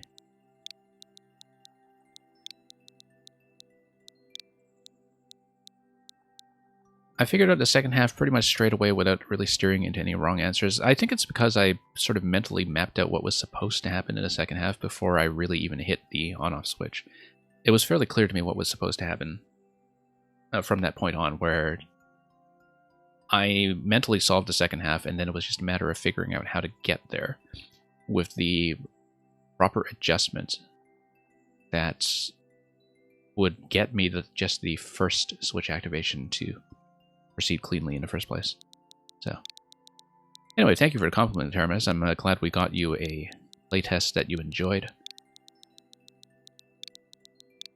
And I had some other ones written down from your list as well, but let's take a look at what this is all about. So if this is not really a puzzle, we'll see. Uncleared, I see. So part of the Zero Planes Uncleared adventure. You think I'll like the other one better? Yeah, I'll just take a peek at this one. Not many attempts on this yet, obviously. I won't spend too long on it, but I can at least make heads or tails of what's going on here. Reach the goal without landing after leaving the ground.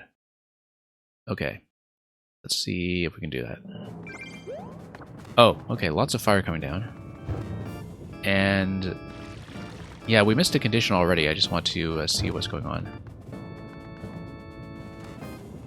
Oh yeah, you just go up each successive ramp, right? Unless it fails the condition. That's the problem with this condition, is that it is not very visible in terms of knowing when failure is imminent. Because I feel like going from seesaw to seesaw like that probably fails, but I'm not totally sure if it does. Okay, okay. It doesn't fail. That's good to know. That, however, definitely does. So eventually we'll be going through to a subworld. Out of the subworld, we'll be falling into the donut blocks on the right. That'll get me to the axe. So, Captain Toadette here isn't exactly having the time of her life. Oh, oh! Didn't see that sinking. Oh, because the lava level is, in fact, giving you a bit of time pressure, which I didn't realize. So, Caffeine Paradox. Yeah, I like that. That's just trying to figure out a good timing to do this, given that I just hadn't even noticed the lava time pressure previously. A little bit to the left of that spot there should do it. But I need to get out of the way after that. Okay, I just need to press forward in that location. Alright. Yeah, right to the left of the axe like that. Okay, we need to make sure I don't have any issues falling from one seesaw to the next. And we'll just make sure I watch the Podoboo alignment such that I don't get swiped. Okay. So far, fine. So far, not so fine. Okay, so I can see how to get to the green pipe without too many issues, just if I play a bit cleanly. And then we'll see what the problem is once we go through the pipe into the subworld, because I guess that's where the actual obstacle is. Whoa, that was close. And yeah, we'll watch where the fire is going. It's going to be in the middle here. And it's going to be to the left of this one. Okay, no real issues yet. We do need to watch out for my positioning here. Whoa. There we go. Very close. Alright. Lava's going to go up and not give me much time to work with.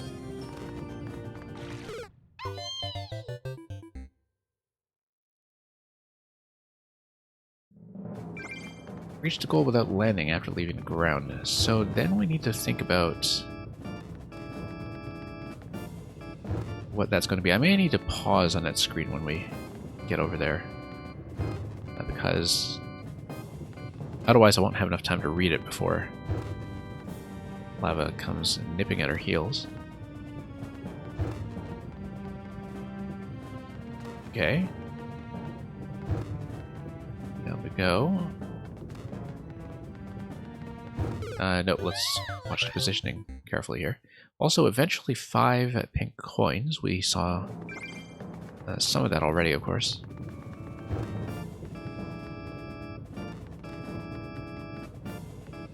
And yeah, down we go.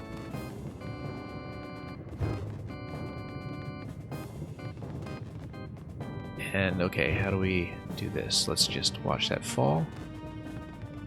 Nope, in the middle here. Yep, there we go. One more cycle.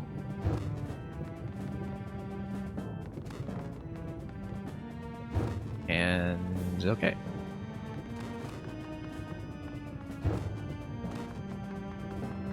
Yeah, couldn't quite see where I am there. I do need to watch those locations. Got the first room fairly quick. Yeah, I've seen some things like this before. Levels consciously inspired by Captain Totem. Like, actually, with the seesaw setup that you see here, I played a level like that from Mamuga not too long ago. That was all about maintaining seesaw position in one particular segment of a don't jump level, so... it's just, you know, being able to watch the fire pattern and so don't get sniped. That seems to be the main issue here, especially when you're moving onto the skull platform later on. And, oh, whoops. Yeah, there is a bit of time pressure.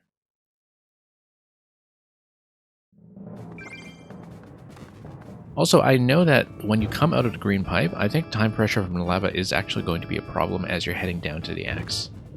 Like, you really need to gun it. Otherwise, you might not even make it to the axe, from what I'm saying. But I think it's probably gated that way just to create that artificial tension. Let's get back out of here. Nope. No. Yeah, like I said, not going to spend too long on this one before I do the actual puzzly stuff, but I'll at least try to get a read on the next room and see if I can make anything of the position where things may have gotten mysterious on your end when you played this. So let's hop up here. Back down. Yep, there we go.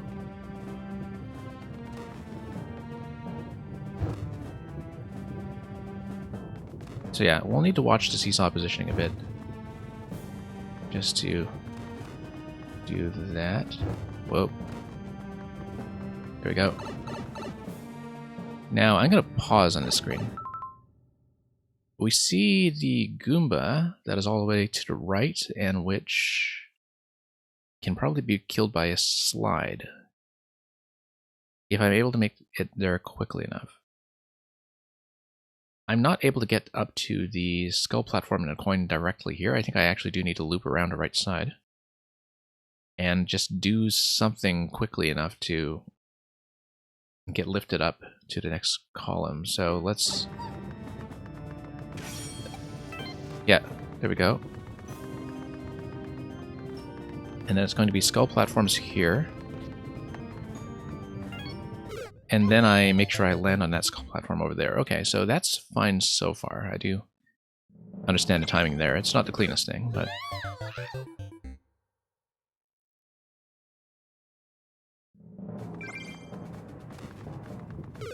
but I do get it in terms of how that's going to work. I just need to be dashing and stopping at more precise locations. So it's going to be a little fussy to execute, but we'll move up there and see how that goes. Alright. Whoop. No, let's just wait. And hope fire doesn't catch up to me too soon. Whoops. Yeah, I have to remember I can't stall this long. Whoops.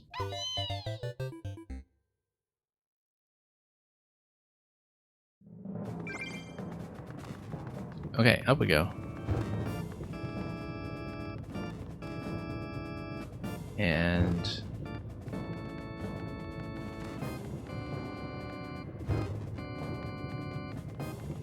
up over here. Where was this one? Okay, yeah. Let's just keep that in mind. A little bit of a, whoops, memory test almost.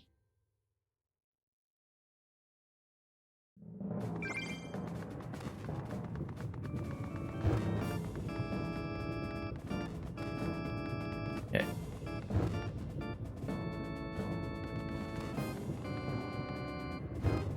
Everything here is going to be fine so far. Let's move up.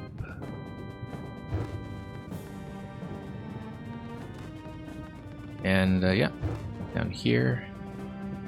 Just need to watch those positions in advance, and that, of course, wasn't quite accurate.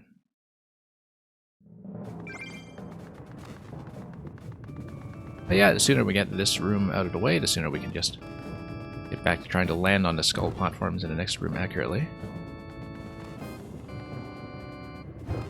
See, given the tuning of everything I've seen on this so far, it's the kind of thing where I'm sure the maker didn't find any of this unreasonable, so I'm kind of curious what the next section is going to turn out to be. Like, I'm looking at this, and it's one of those levels where if you already know where things are laid out, the maker can probably just look at this and think, okay, I don't see what's so hard about this. Without necessarily thinking about how somebody's going to read it from scratch. The Boom Boom. Okay, I don't... well, I mean, obviously I haven't gotten to a Boom Boom yet, so we'll see what that's all about.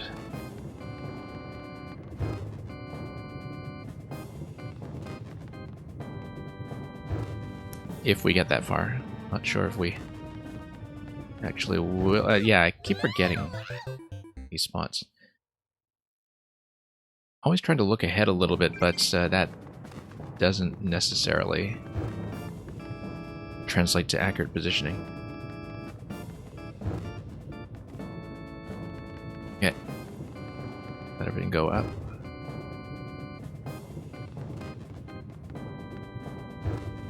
And what have we got here? Yep, just left. Yes.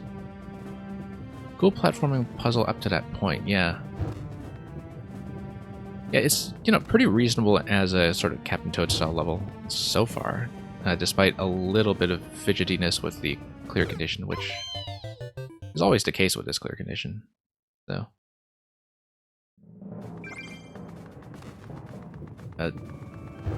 I mean, it would have been nice if I could get back there more consistently without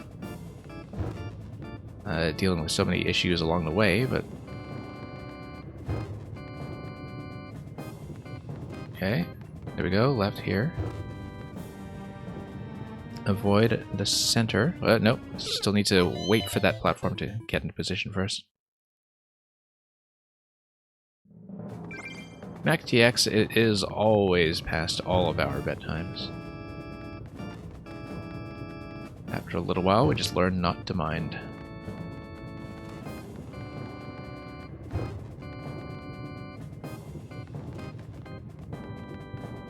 You can sleep when you're dead, but the Mario Maker servers might not be up at that point, so...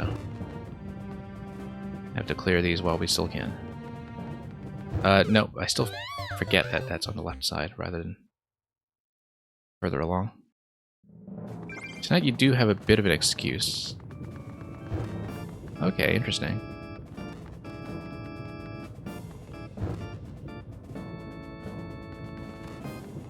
In terms of the whole sleep cycle being displaced, or just in terms of appointments for the next day sorting out a little differently than usual? And, okay, let's get over here. Almost slipped. Yeah, timing is getting a bit rough here, but we'll get up here and get pushed on the next available cycle. Yeah, it's just a little bit fussy to get past the first room at all. Oh, you hit your head earlier. Ow. Yeah, that's definitely worth monitoring.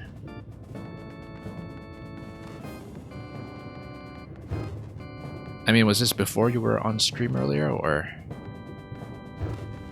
afterwards? Or did you just decide to go ahead with the stream anyway and really show off that dedication to your viewers? Whoops. Yeah. I'll see how much further I can actually push on this. Obviously, it would be nice to just recover our progress. You think we're fine on stream? Okay. Quick, how many fingers is Mario holding up? Okay. Up that goes. Okay, let's not slip.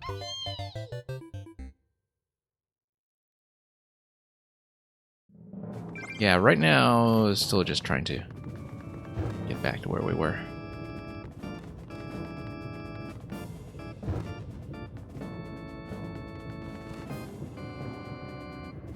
And we don't need to do one step at a time necessarily, but sometimes I do need to let the seesaws settle a bit before slipping off.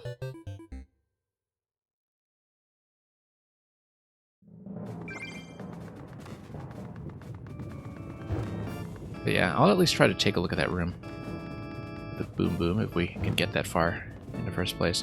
If I can't really get that far within a reasonable amount of time, I may just bail on this for the time being.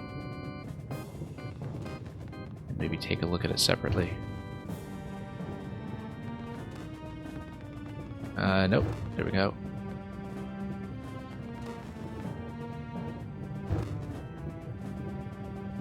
Yeah, time pressure doesn't seem too bad when you actually do things accurately. Okay. Here we go. Ignoring the CC just to see what's ahead. Oh yeah, that's true. Yeah, if it looks like we're going to have a bit of failure here, then we'll try that. I may just do that, in fact. We'll just ignore it. It's not actually going to make this part much easier. Oh, yes it is. There we go. In fact, tugging the camera up does allow me to see where everything is going to go. Yeah, let's just move up and see what this is all about. Whoops. And I'll just miss. But that's okay, we'll go back and we'll just miss. But yeah, let's just scout ahead. I'm probably not going to grind out the clear, even if it is first clear that is available. Okay, there we go. Much more visible, in fact, when you tug the camera up all the way.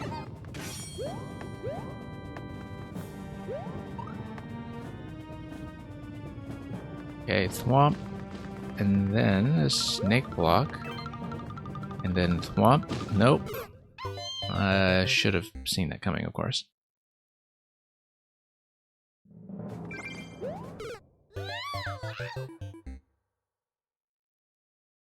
Yeah, because if you're not jumping towards the thwomp with that shell, then you just get that cut through. Okay.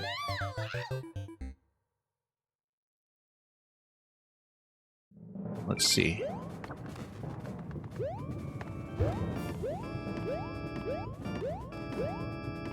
Clear conditions, not the boss of me. Let's just go all the way over.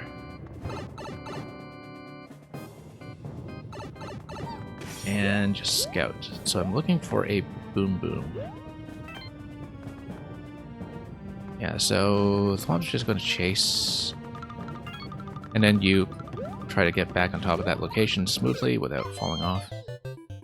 You can see, of course, that if you don't have good dashing control, this can get fussy pretty quickly. Whoops.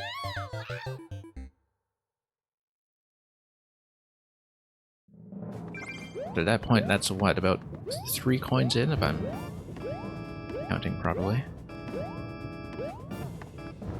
Yeah, it seems pretty reasonable up to that point.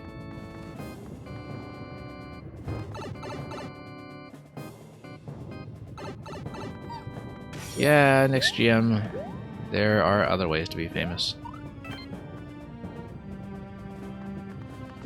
And let's get up here. And yeah, that continues pushing you up, and then let's see here, where you're supposed to retain the Shelmet here, of course. Yeah, because you just want to walk off to the side like that, and then that eventually just drops you. And then, what is this? Ooh, okay. Quick switch activation.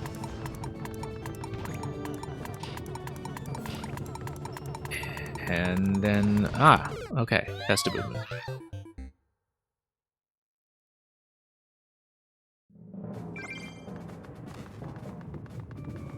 Curious. Let's take another look, because I wonder if maybe all along you were just supposed to hold the shell and... Or maybe just duck into it, like if you had to shell it, you duck into the boom boom and let him land on top of you. Because I don't think you can just hold the shell up to that point, given that you do need to wear the shell in order to slide down towards the Goomba. So... Can't hold the Shelmet exactly, because of the Goomba. And the shells later are inaccessible, they're just there as part of the switching mechanism, right? So, let's just head back up. Whoops.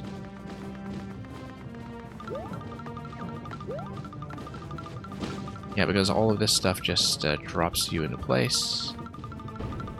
And you're supposed to follow that.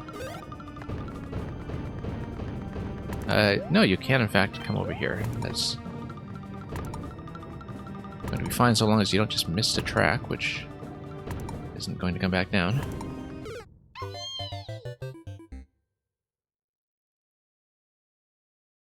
So, given that the conveyor is just going back and forth, I wonder if it is just some kind of pure dodging challenge, where if it's a boom boom with wings, then you would expect that at some point in that pattern it just gets out of the way, perhaps, or it just lets you through. Like, I mean, I'm not exactly sure what else you can do there, apart from just missing it. And perhaps finding a particular timing with the boom boom that allows you to slip under it with ducking and hitting it from the bottom in a shell, in the worst case. Oops. Yeah, I mean, I'll try to get a second look at it, but if I can't get back there quickly, we'll just drop this one and do the other actual puzzle instead. No. Yeah, just too many attempts just burnt on stuff like this, unfortunately.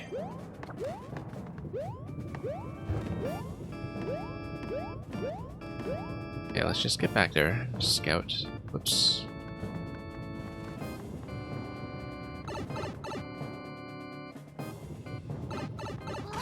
Yeah, so we'll eventually slide down, grab this. Point one. Yeah, just a lot of locations where you can just slip off one tile, unfortunately. And, yeah, like I said.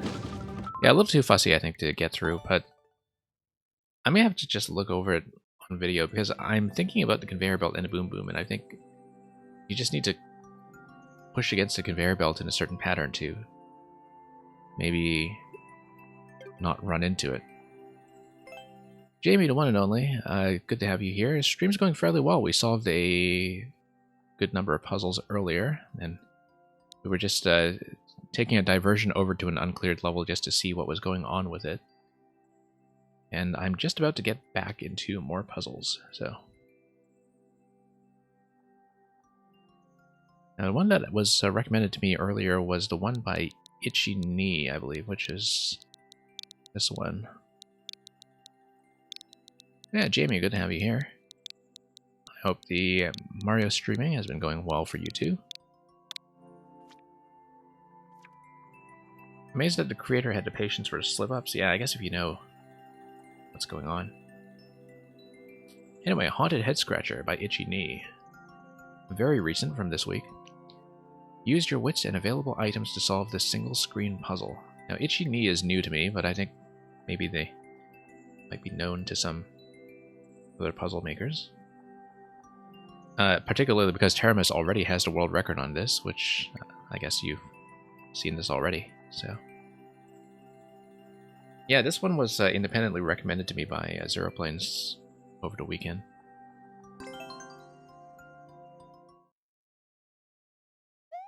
And so we'll take a look and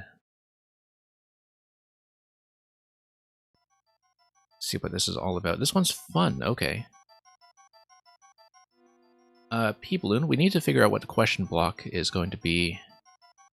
Both question blocks, in fact. There is no condition, but we do need to eventually get the key for the key door. We also need to blow up the blocks that are to the left of the key door. Which implies, actually, that there will be some kind of either a bomb escort or a bomb that's going to spawn out of a more convenient location. We just need to hit this, I think. Otherwise, we just have no idea what's going on. Spring over here, okay. Let's... yeah. I guess the Fire Flower just enforces all that. Okay, repeated coin block here. That's interesting. I kind of wonder, given that the screen is frozen like this, if whether... Oh, it is going to be single screen, though. I was wondering about whether the camera could be repositioned for anything on top level, given that there's clearly stuff that is built above the ceiling. With a spike there and with the coin blocks on the right. And just looking at the artwork, I think that's probably not the top layer. Although it's hard to tell sometimes. I'm just looking at how the ceiling is stitched together. I could be wrong. We need to check everything, though. Let's check this. Yoshi's going to be over here. Spring's going to be on the right. Yoshi, in this game, just swallows the bombs, I think. So that's not going to be it. The other thing, though, is that the hard blocks, if they get destroyed on separate cycles, you destroy the hard blocks with things like the bomb, and then you go through the doors again to reset that, because suppose you hit the on-off switch, you let the bomb walk over to the left, and then you can blow up the bomb, assuming you have a safe way to obtain it. That would probably involve the fire flower, in fact. If we can safely use it somehow. The safe way to use the fire flower would be if the on-off switch has already been hit. If the on-off switch has already been hit, the fire flower allows you to go up the right side. If you survive with a fire flower and get over here, you're able to hit the bomb, assuming that the thwomp doesn't get in your way, which it probably will. Anyway, the idea is that you want to blow up the left side here, because that way you can have a bomb walk all the way over. So let's say you're already hitting the on-off state, and you have the off state, and you have these hard blocks destroyed. The bomb can walk all the way to the left, drop here, walk all the way to the right, walk over here, and get within range for you to step on it, kill this. And at that point, you should also have the key. So the question is, what do we do to activate the on-off switch? Do we have a means of throwing something against it? Or perhaps surviving with the P-balloon? I'm not really seeing that being the case yet. However, if we consume the fire flower first, take damage twice, and then obtain a P-balloon, the P-balloon... Oh, whoops. Yeah. Forgot about this. Okay. Boo allows you to just peel off some damage. And... Jamie, you're asking me, do I work with radio? I don't actually work with radio, but I've been asked that many times. I've been asked if I could perhaps host a Mario Maker program on NPR, and my answer to that is, please ask NPR. Unfortunately, those decisions are not up to me. No, I do have some background in public speaking. I just don't do... well, I haven't done any like radio performance or something. So, yeah, okay, no, I'm forgetting to actually use some of this stuff here, like the spring. Because the spring, of course, is something that you can take and do an up throw towards the on-off switch. You do an up throw towards the on-off switch, then you are able to... no, because of the muncher. Falling down over the P-switch. However, if you take this with you, I can just respawn. Swamp goes to the left. You can take the door, drop back in. So now that's safe. The power-ups, however, can only be consumed once.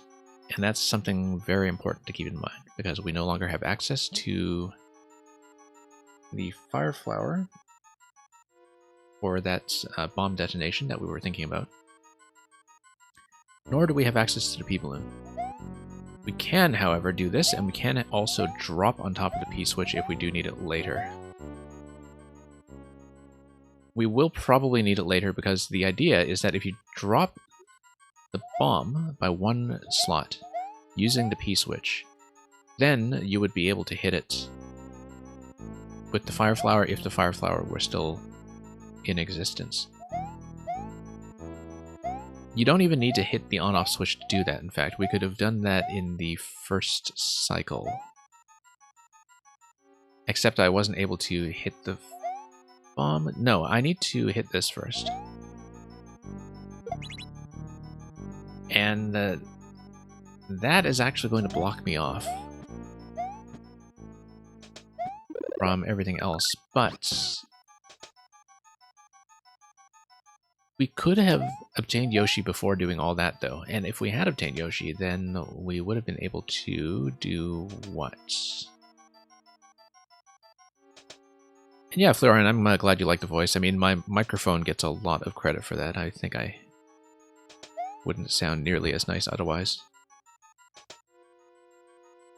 But yeah, I'm glad people enjoy that element of the stream, for sure.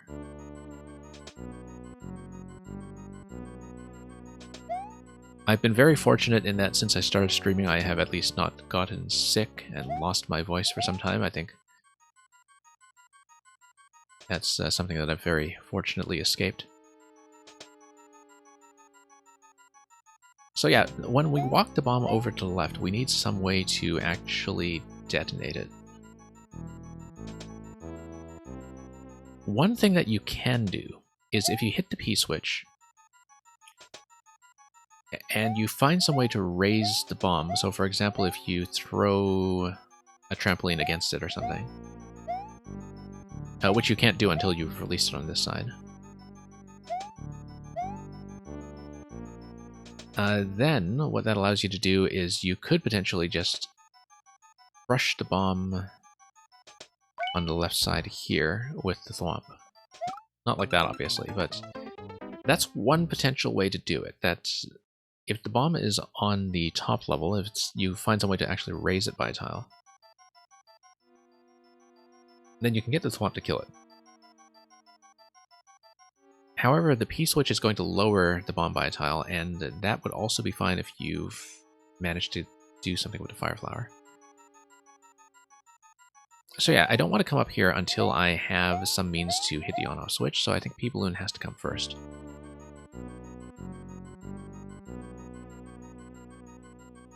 However, if I reset through this door directly, yeah.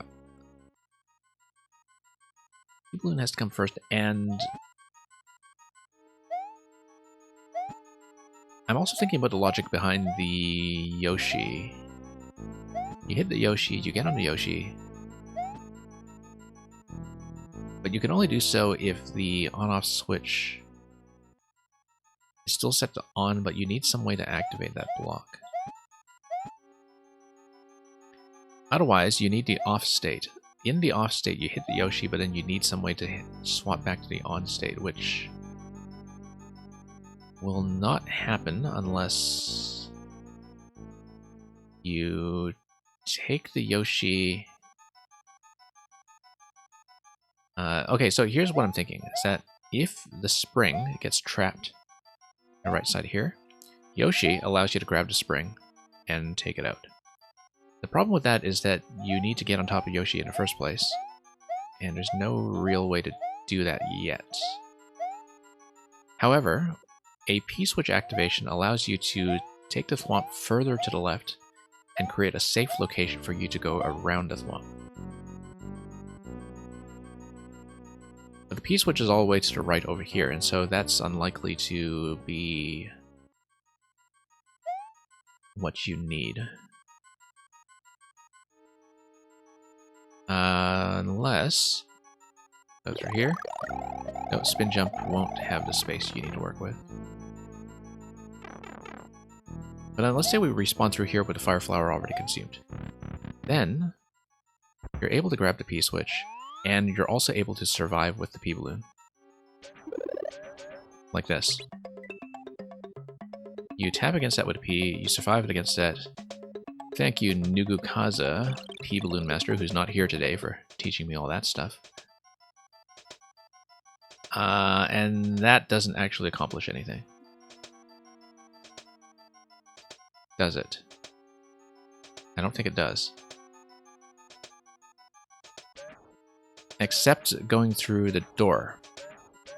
Because if I go through the door, now the problem is that I've activated that block and the spring will no longer be available. So I don't want to activate that block yet when I do the cycle this way. But as you can see, this series of interactions allows me to get over here with the P-balloon at the expense of having consumed the flower. That's the main issue of this. Why would I ever want to do that, though?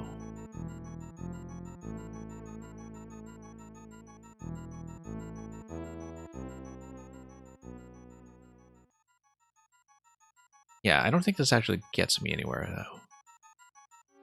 Except it allows me to get around here without activating the P.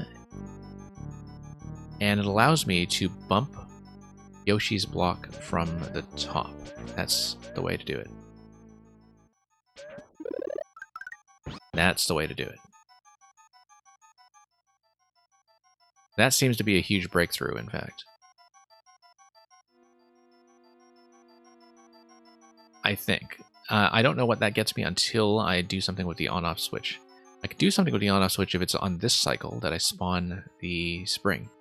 Because then I can take damage, then I can use the spring to hit the on-off switch, and then I have Yoshi access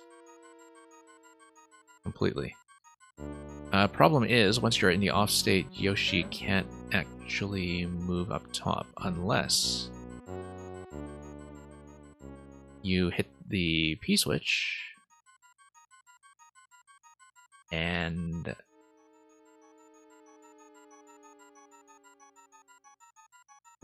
that would drop the bomb by one location. That would be something we need to try. I can't map that many steps ahead.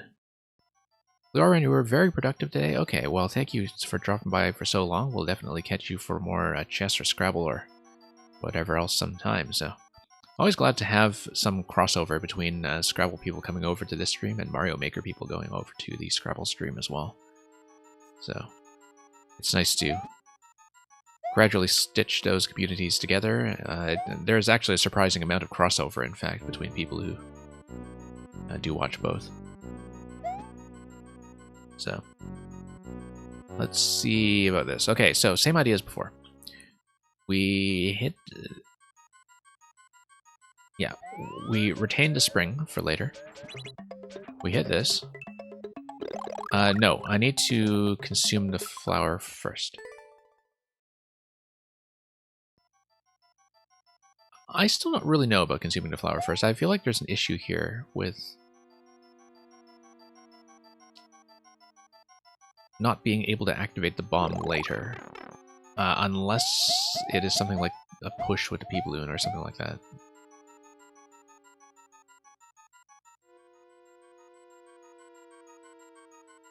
We'll see.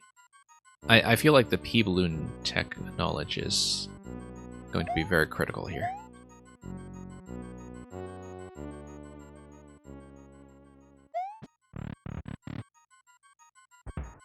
Okay, so here's how we're going to do it. We're going to loop around with the P.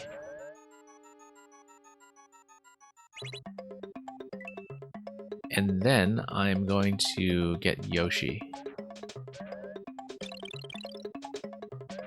I can't get the spring on this cycle because the Muncher has already blocked that location. I also can't get Yoshi on this cycle. What I need to do is come over here first. So the Muncher is back in position. Once the Muncher is back in position, then I am able to tap this. I'm going to hug this wall over here. And okay. There we go. Yeah, catch your round, Florin. Yeah, I have a dreadful win-loss record against HastyBot as well, so definitely a very humbling experience to finish the day with. Okay, drop this. Then what we do is we take damage. I do need to take... I don't need to take 2 points of damage. I can actually sneak under as the mushroom form, I think. So let's do that. Except when I get the up throw here... No, I do need to take damage. Otherwise I'll get stuck. Alright. On off. There we go. I probably shouldn't have done that until I figured out what to do with the P-switch. Or for that matter, the bomb. Or really anything else.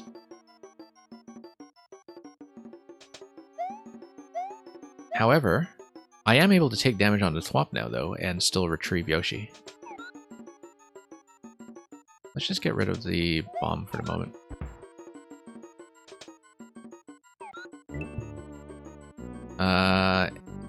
And then am I able to grab the key with a bit of a half-tile jump here? Yes, I am. Whoops, no, I was hoping Yoshi would come over on this level. That creates issues. But if I spawn in here with the off state, the bomb over there is initially available. The issue is that I don't have a Fire Flower or any other kind of power-up. And that's... yeah, I was hoping to just damage boost through the Thwomp Yoshi and then...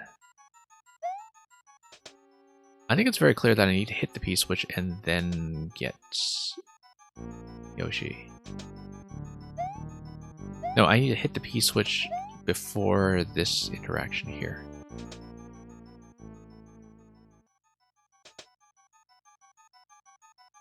That doesn't leave me a lot of time. No, I can't, because the P-switch drops the Muncher. So, however, if you place the spring here first, the Muncher pops on top of the spring. But the problem is that you would get trapped after you come across. So that's not going to be it.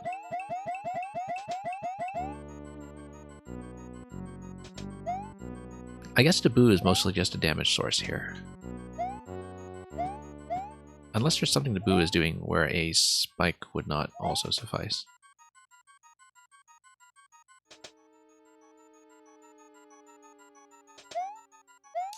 But yeah, so this was a bit of a mishap here where I was hoping that I would just be able to jump up here with Yoshi and then...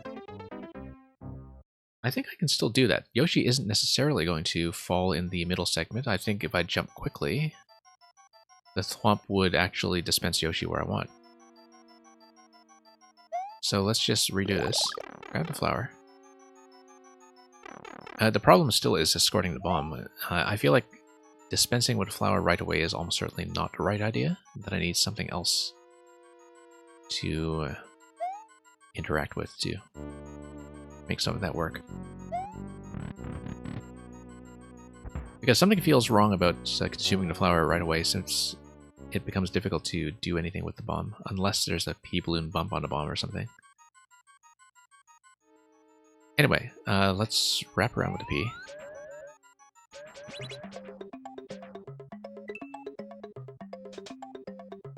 Okay. So far, so good.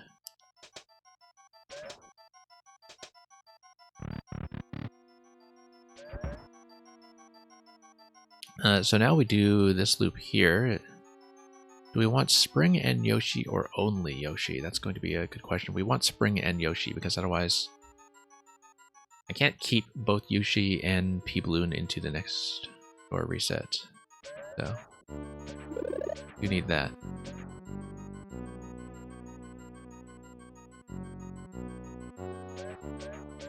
So the idea right now is that I want to use the spring against the on-off switch, but I want to be able to use Yoshi to reclaim the spring. Because then that will give me access to all sorts of nice things. Yoshi there. I do need to take damage before the on-off switch does anything. And unfortunately that precludes me from doing anything with the P-switch.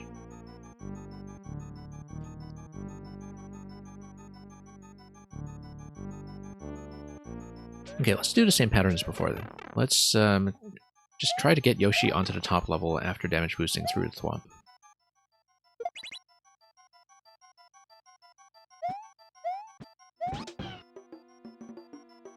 I don't know if I should devour the bomb. Yeah, I can.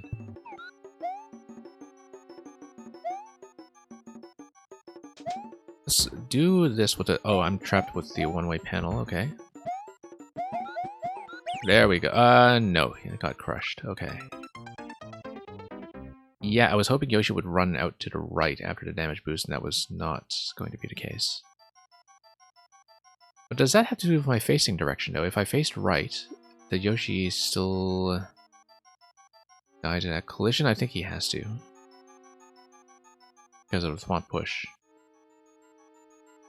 So, yeah, maybe that's not it. Not until I manage to blow up the left side, so...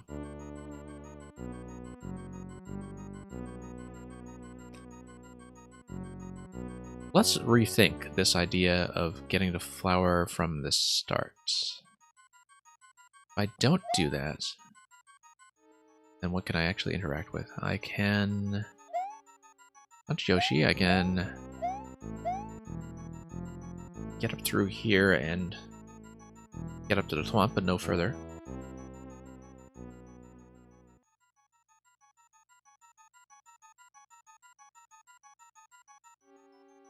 I like most of the order that I have so far in terms of feeling like I'm progressing.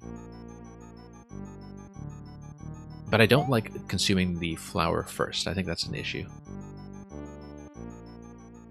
And I don't know how that's avoided if I take the P-Balloon first. If I ever take the P-Balloon first, I think the flower is just going to go away.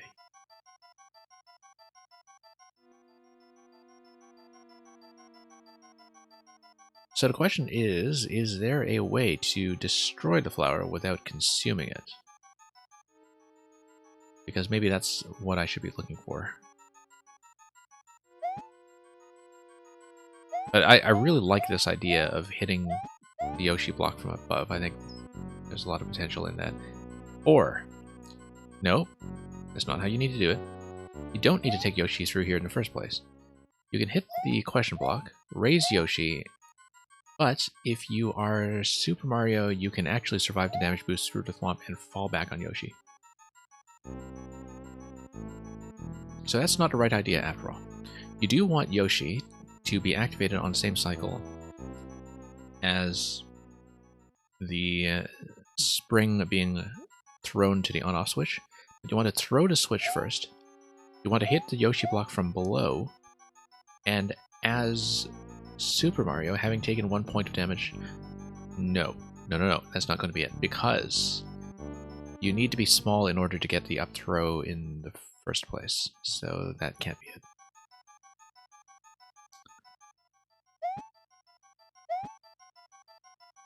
I think you do, because otherwise you get stuck. If you can actually position yourself to get the up throw while you're crouching,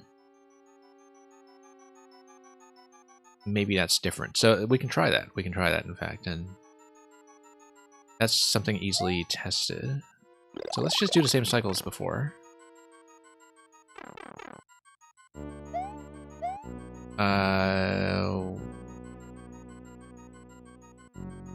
That's not right, is it? Yeah, it is. We just need to consume the flower. Okay, just tap this as before.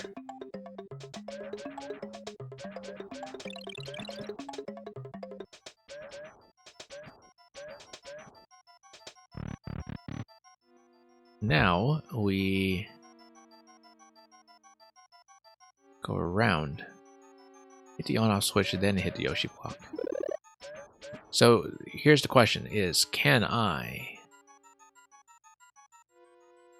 just do this and get the up throw as Super Mario without getting trapped? We need to try it. No. No. The up throw does not work when I am big. So that will not go. Yeah, because I was hoping to hit that first. The idea was hit that, do this, and then hit Yoshi from below, and then do a damage boost or something. Or do something with the P-switch, perhaps.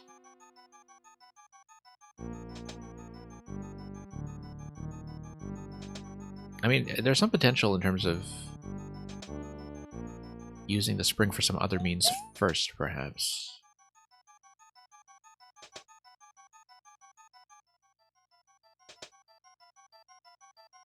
Such that you can place things a little bit differently. No, I still like the idea of using the P-Balloon to dump Yoshi on the lower level. I think that's something that's kind of unique. And that gives me the sense that it could be something.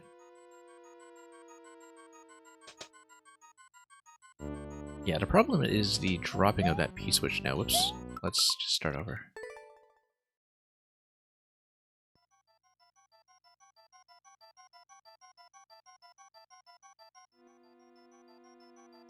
Yeah, I still have considerable doubts about going flower first, but if you don't use the flower to ignite the bomb, then I think you need to use the Thwomp to ignite the bomb, but I don't see a way to move the bomb to make that happen.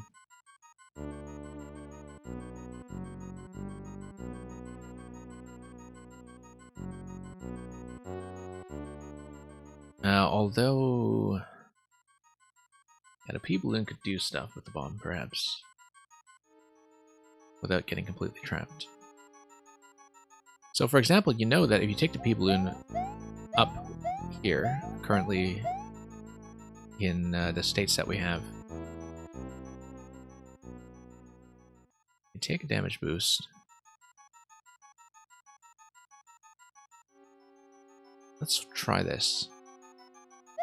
Same idea, remove the flower, reset.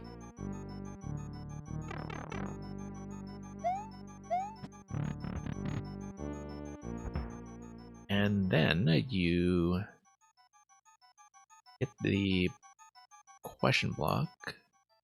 No, not yet. You do need to take the P-Balloon. Reset out the left side with the P-Balloon, because that's progress.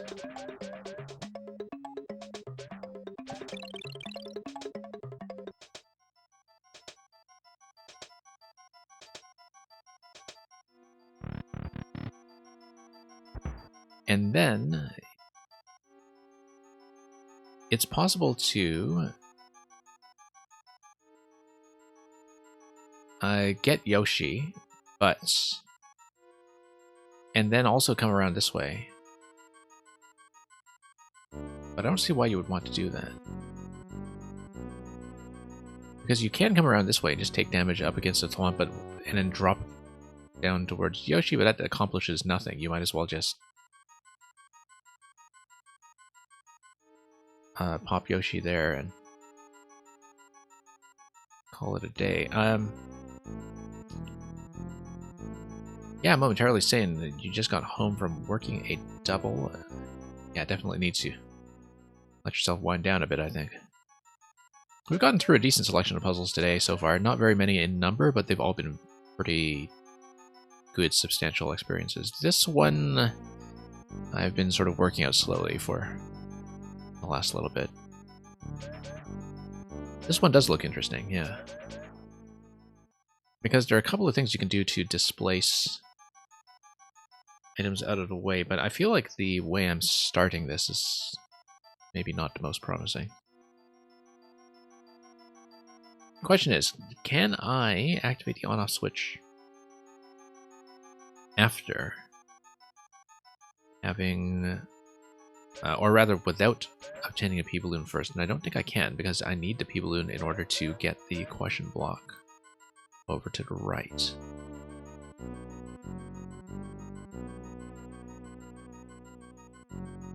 I think so anyway. One interesting thing you can do with Yoshi is that you can in fact grab the P-switch by falling with Yoshi and jumping off without him. But once again, I don't see why I would want to do that, because the whole point of keeping Yoshi is to use him to re-obtain the spring.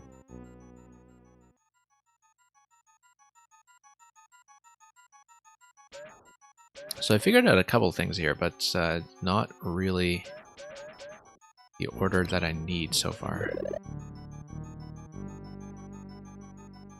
Because let's say I go here. I am able to go down to the P-switch. I need to do something about this muncher. If I can do something about this muncher, such that it doesn't create a gate on the P-switch activation, then that would be progress. I don't know if I can actually do that though, like whether I can get the muncher to sit on top of something to get destroyed. Yes, I can. If I place the spring in this location, then I hit the P-switch. So this is what I overlooked earlier. If I place the spring in this location, I was thinking, okay, if I hit the P-switch, then nothing really happens, because I take the spring, the muncher will just fall down and obstruct me. But if the muncher is on top of this P-block at the time that the P-switch expires, or even if it bounces above, it's going to be out of position. And so that's fine, because I want to release the P. Because releasing the P allows me to move the Thwomp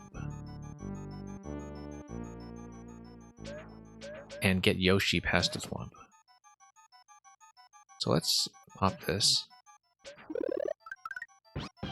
And then I'm going to take damage. I'm going to place the spring underneath the muncher.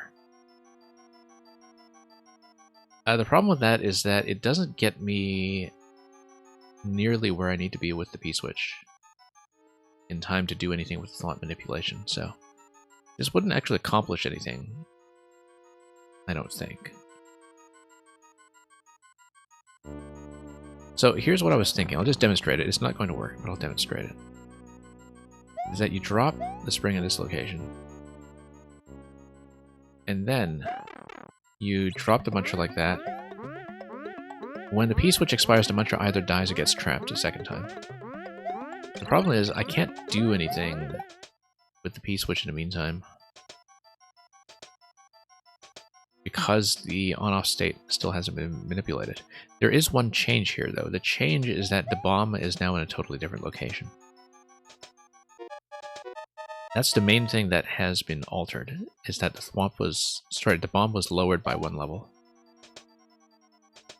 That's the only thing that we actually accomplished here, though.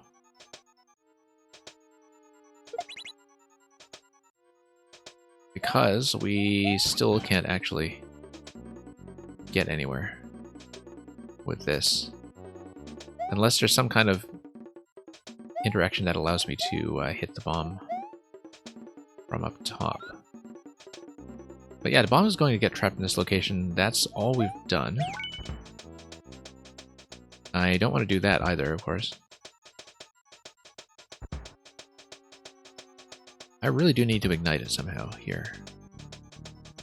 You'd guess the muncher is used to get bopped up to the on-off switch. No, but... no, I don't see how that can happen. Because even if you found some way to bump the muncher over horizontally, you don't really have a way to project it up. Now, I'm no longer big, which is unfortunate. Because I'll just die here, unfortunately. So I'll show you how it looks at the start. This is how it looks. Currently, my strategy is to just frivolously take the flower first without ever actually using it. Because then that's how you can sneak the P-balloon out into this main area here. The only thing that I figured out with how to use the P-balloon is to spawn Yoshi down instead of up. I don't know if that actually accomplishes anything. It might not be right.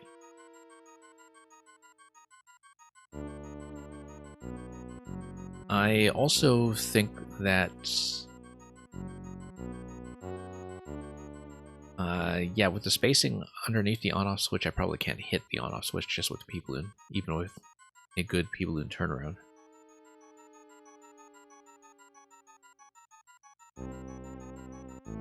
So right now the question is what I do about the flower.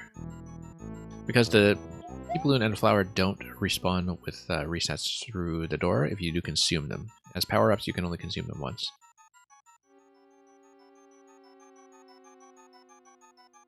You can potentially find some way to destroy it without consuming it, but I don't see that as being the case.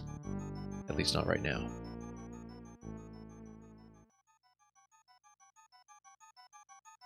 I'm also thinking about ways that I could potentially obtain the P-switch. Here's an idea. Drop the spring on top of the P-switch.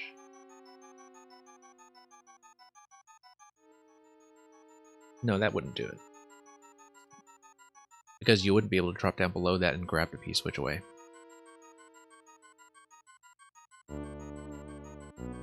No. This is incorrect, but I'll show you what's going on anyway. Spring is here, Yoshi is in the other block. But if you do P-balloon first, you lose everything because of the flower. Here. That's kind of totally pointless. But we know how to smuggle the P-balloon on the left side if we consume the flower. That's pretty much the only thing I've really seriously accomplished so far.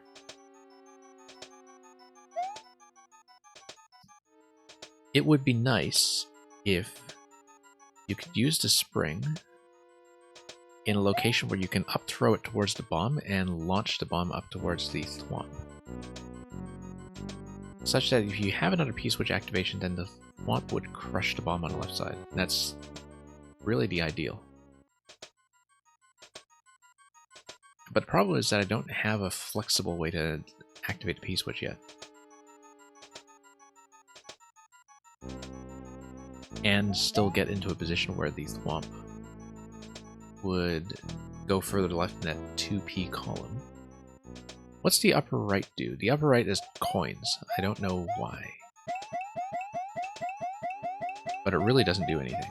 And I'm not clear on that yet.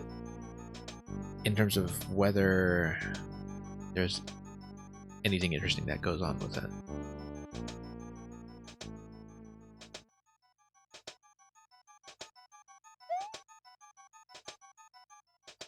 Maybe a red herring, yeah, but eventually I need to get a bomb into this location, and I need to ignite it and blow up way to the door.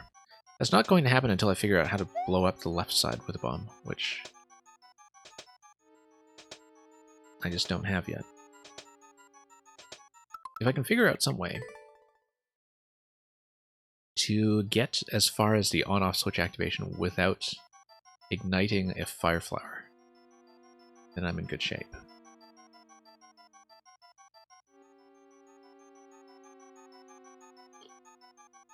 Also, oh no, this is important. This is important.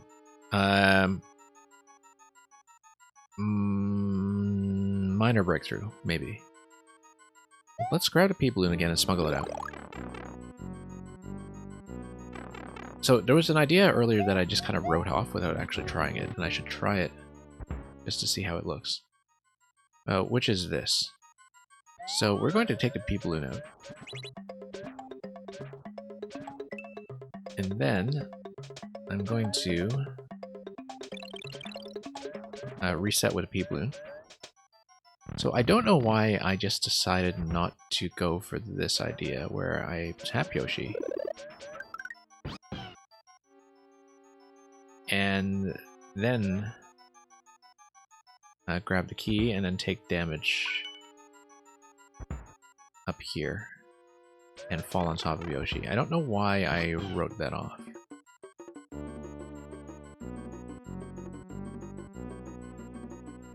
Because you don't get access to the spring.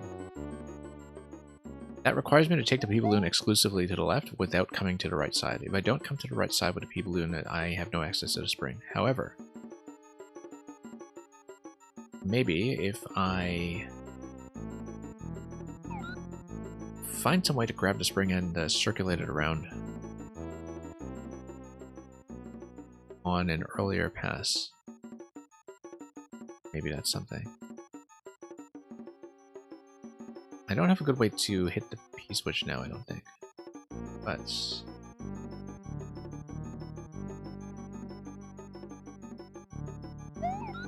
yeah, nothing here, of course. Let's say I reset with Yoshi. Now I'm able to ditch Yoshi, jump off of Yoshi, and then get the P-switch. Why would I want to do that?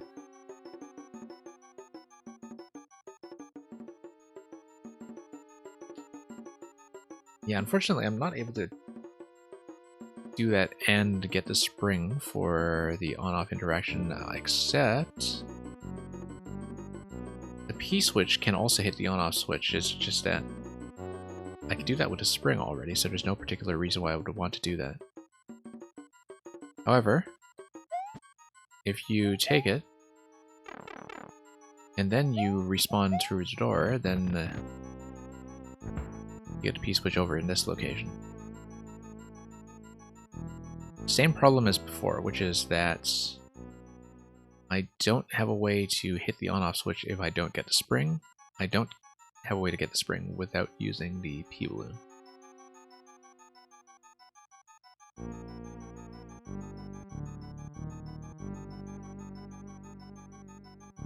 So yeah, that's probably not the way to get the P.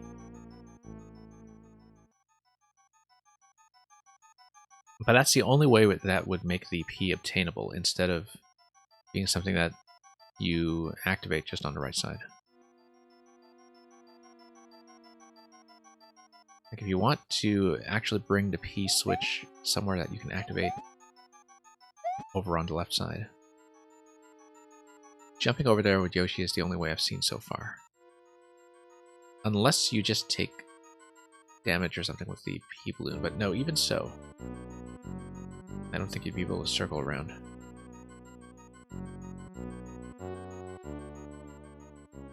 So, let's see here. You can trap the P-switch up in the on-off switch, but then I can't reobtain that without Yoshi. Like, I feel like this on-off switch is spaced in such a way that it's meant to be a Yoshi pickup. One thing I haven't tried is, can I take Yoshi over to the right side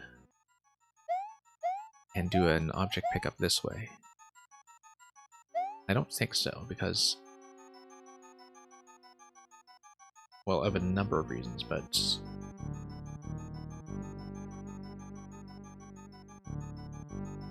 yeah, you hit the spring, you drop Yoshi.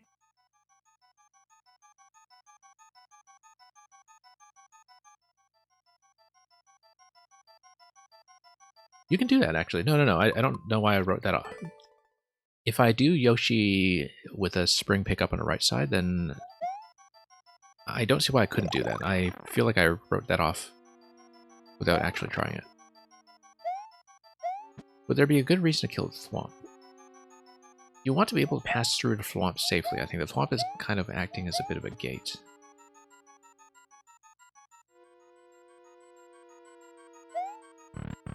It's a little difficult to explain unless I show you exactly what kind of fail conditions you get with the Thwomp. But let me just do the same Yoshi pattern that I had previously, because I think I can actually make it work. Let's get back here with the piece like this. And then we do the same series of interactions. We pop this. The P-switch could kill it, but I think the idea is that you want the Thwomp to crush the bomb on the left side if you can.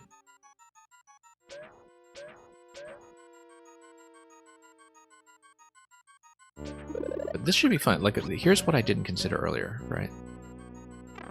I'm going to take 2 hits here. I don't know why I didn't consider this.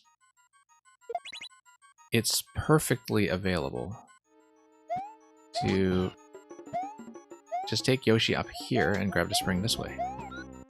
Whoops. This way. I said this way. I don't know why I didn't do that. That's really simple.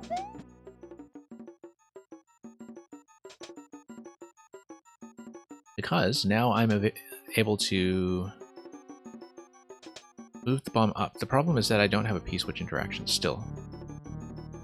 However, if I do the Yoshi death that I saw earlier, then that is fine, because the idea is that I want to move the bomb up to the top level. Just like this.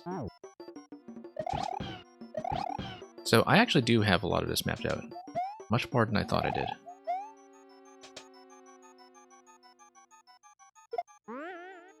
Okay, like that.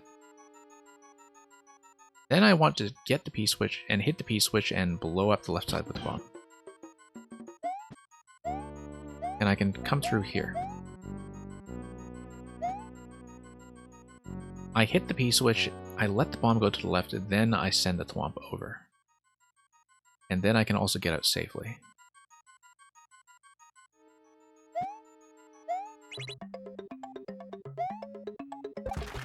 Here we go. Oh. I shouldn't have gotten trapped up here. I should have, yeah, I shouldn't actually have come all the way here. I should have taken the middle track and grabbed the key and then grabbed the spring. And then the next time you reset through here, the bomb is able to go around all the way. No, I really wanted to keep the spring, so that was a mistake, I think. Unless... No, actually, no, we're done, we're done. Except I need to not lose the bomb in such an embarrassing fashion. If I did not lose the bomb, I would have been able to Or rather, no, I need a spring, because if I place the spring down here ahead of the bomb falls down, the bomb comes up. You hit the bomb, you drop the bomb here, you get out. We've got it. No, I think the bomb will probably blow up by the time I get over to the detonation location. I don't think that's going to be it. So yeah, a couple of insights here. P-Balloon was the main insight, and we got that early. Killing Yoshi to get the P-Switch is an essential part of this. But the main thing was that I was just missing the obvious, which was grabbing the spring with Yoshi from the right side rather than the left side. It was just right in front of my face the whole time. I can carry the bomb there, okay. Alright, no, I just get paranoid about the bomb timing, that's all.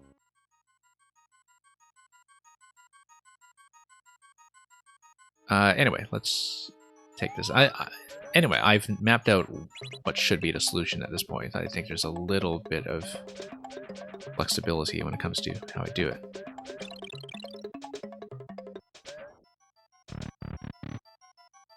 Yeah, the use of the flower is a really nice part of this puzzle, that it's all about just taking advantage of the despawning rules. But yeah, just totally had tunnel vision for the way that you reobtain the spring. Just couldn't believe I started that for so long. Okay, you drop Yoshi here, I take damage, I hit the switches. And so yeah, momentarily saying Teramis currently has the world record on this puzzle, so Teramis actually did solve it previously before I loaded this up today. Okay, get up here.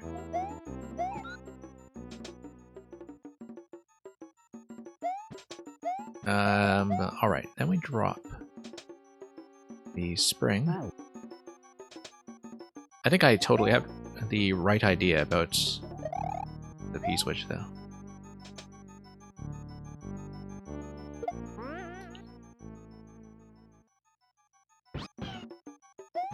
Okay, up here. That's what this slot is for.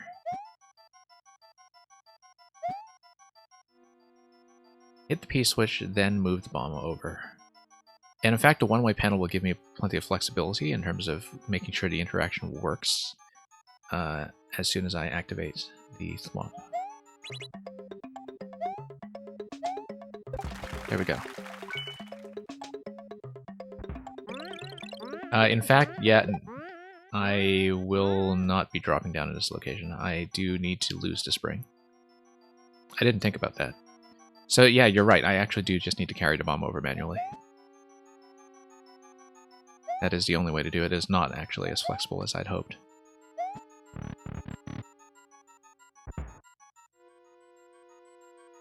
But yeah, I'll wait for the bomb to come down here, and I'll just try to not die to it. Okay. I'm going to lose it. Okay, fine. We'll just redo it. That's okay. That's okay. We can do it quickly. Maybe not as quickly as Teramis did, but we'll walk through this. Just make sure we do everything somewhat accurately. Okay.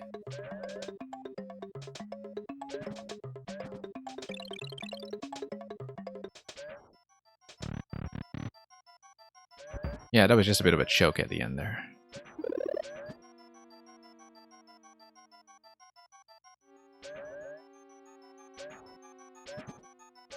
Not going to be a record by any means, but we'll take damage. Take damage. Move this up.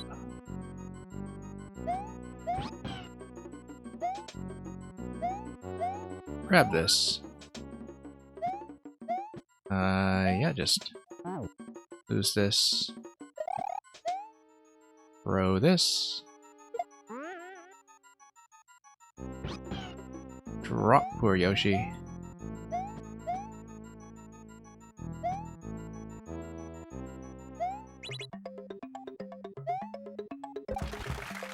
Okay. Not die to the bomb. Come over here with the P-switch still intact. Yeah, actually, that's going to... Nope. I needed to wait for the P-switch to expire before I did that. Losing to all kinds of execution mistakes here. Yeah.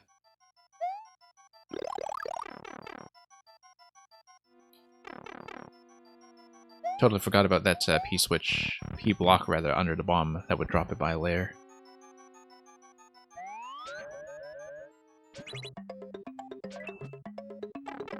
No, hang on. Like I was saying, though, totally grateful to Nugu Kaza for showing me so much P-balloon stuff that suddenly come in handy here. I'll need to tell him that next time he comes by. But yeah, the more levels you play, the more... why is my dash interaction just kind of stuck here? That's strange. Why do I have a stuck input?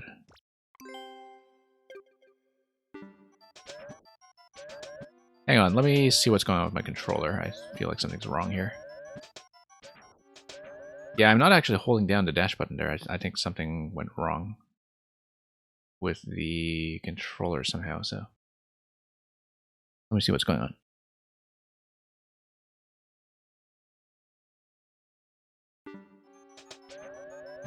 Let me just... Yeah, I wonder if something just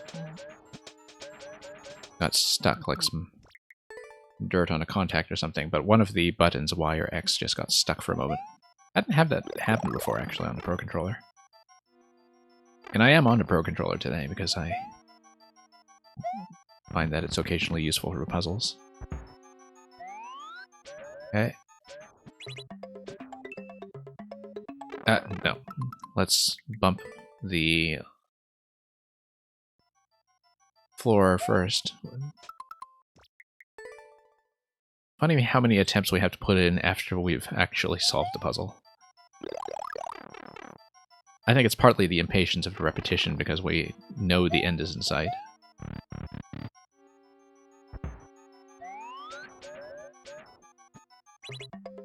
But yeah, this happens to me quite a lot, more often than we'd like. Momentarily saying I was like that for the longest time with the Switch, in terms of playing it almost entirely in handheld or tabletop. When I started streaming, though, of course, I started just streaming it off a second display all the time, but up until that point, I was primarily a handheld player. Drop Yoshi. Yeah, lost a bit of time here to just reorient myself.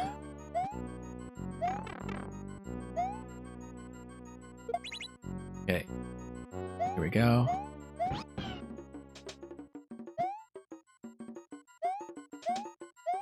But yeah, for a lot of the early lifetime of the Switch, I was playing off the portable screen.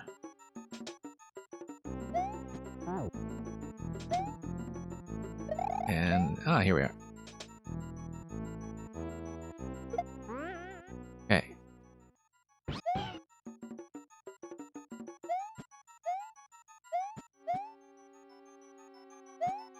Now let's do this. Okay, good. That was, not so clean. You play Maker pretty much exclusively on handheld? Yeah, I never really warmed it to the Maker interface on stick myself. I didn't actually need to start over, but I thought I'd stalled by enough at the start that we might as well shave our time slightly. And our clear rate.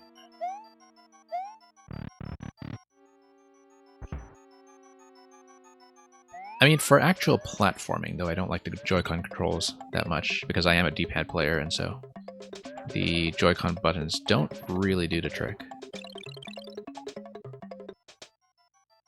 Not really that comfortable to play with. Okay.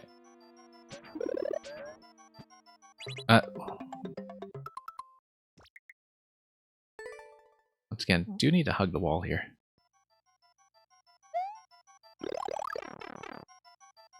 I can activate the thwomp from the left. Oh, yeah.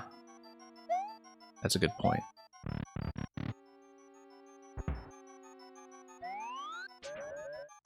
I'll try to remember that. I may forget.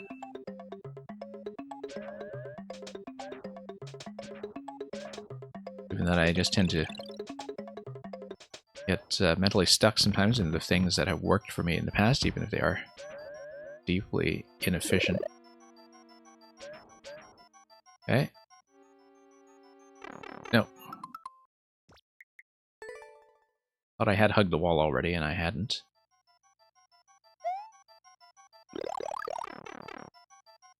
Less prone to spaghetti? Yeah, we've had a feast of spaghetti over here ever since solving the puzzle about a dozen attempts ago.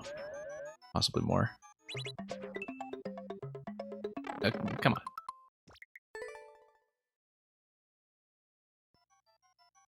We humans are creatures of habit, and we also like spaghetti.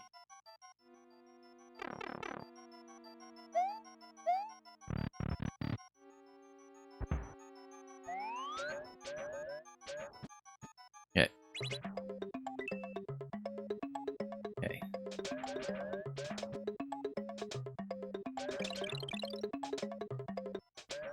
Now we're through. Hug the wall. Press. Hug the wall. Press. There we go.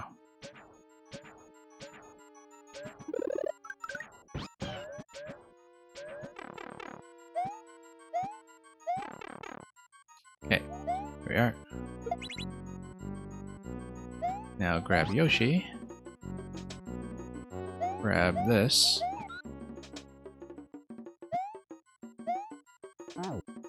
Yeah, I could just do the long spit with Yoshi, I know, but we'll do it this way.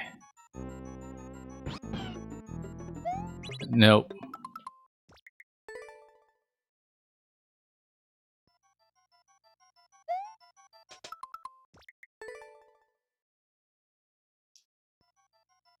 This could go a little better.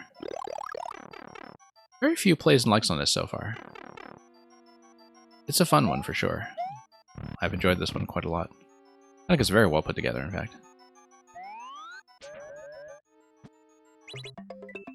But yeah, this puzzle maker, like I was saying at the beginning, is totally new to me. Some things are a little bit execution dependent, but it is still a kind of puzzle mechanic in that you do need a bit of mechanics knowledge to understand balloon precision through those one-tile crevices. And okay, down we go.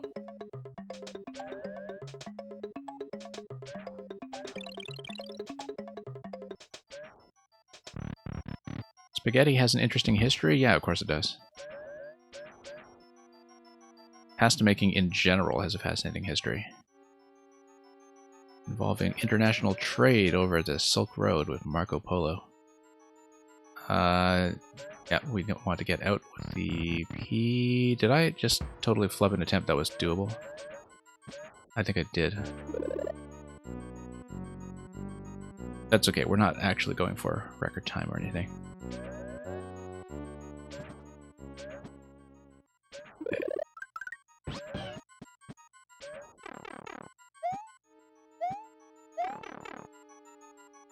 Okay.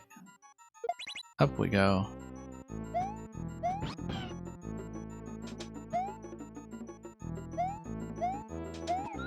Yeah, sort of homemade pasta making from scratch is something that I have no real direct understanding of, but which I deeply respect, because it gets results. You know, it's one of those things where, like, I really appreciate that other people know how to do it well. Okay.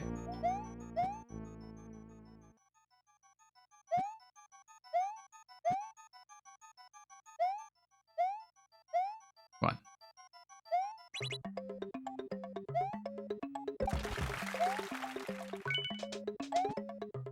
Wait for the P-switch, wait for the P-switch. There we go. Now let's not die to the bomb. You know how to cook chicken really well. Yeah, that's a start.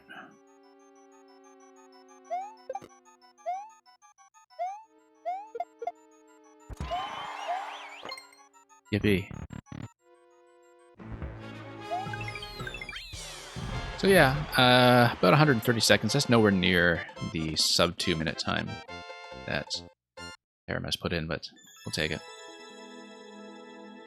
Took me way too long to actually do that. Actually, now that I've walked through the whole sequence, that 1 minute 30 time is very impressive. Very, very impressive. Okay, just looking at my list here in terms of what we've looked at so far, I will not have time to do actually a full escape room today because usually I have to budget, you know, maybe about 2 hours for some of those, depending on the complexity of the clues. I did have one in mind, but I just won't get to it. I may try to do one more one screen. I have another code that I want to get through. I'll just look at this profile too, because we might do more from Itchy Knee eventually. If any of these older ones are as interesting. Has this had a whole bunch of clears on it as well? Okay, not very many.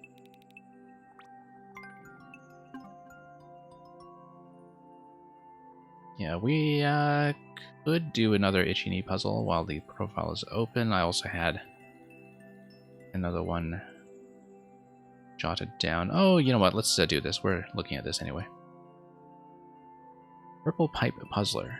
Challenging single screen puzzle. Can you solve it? Yeah, I'll probably only have time for maybe one or two more, depending on how they go.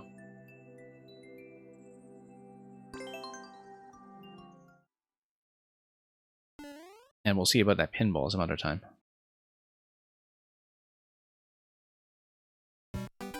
Okay, here's the one screen. Skewer is going to hit the block once it gets released by the on-off switch. The objective is to get the key. Nothing else obstructs you from the key door. I do wonder about the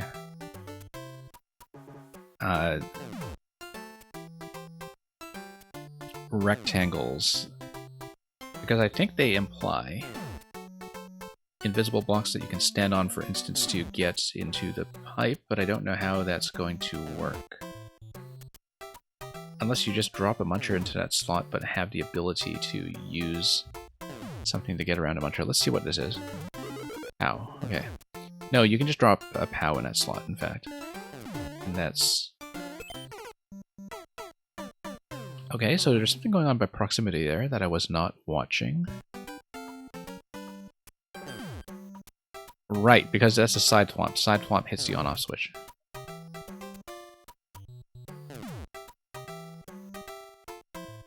A side thwomp is going to have a pretty impressive range there, I think. We get on top here.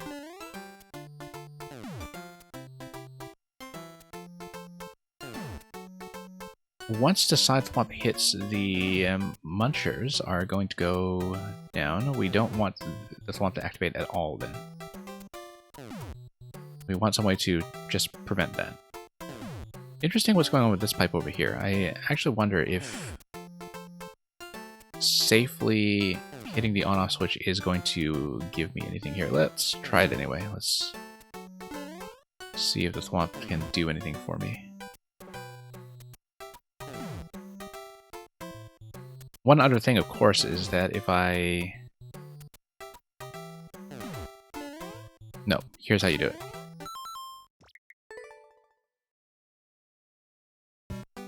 You hit the block first.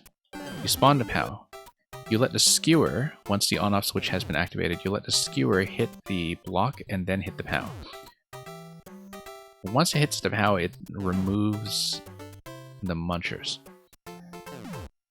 The problem with that is that you would no longer have access to the POW for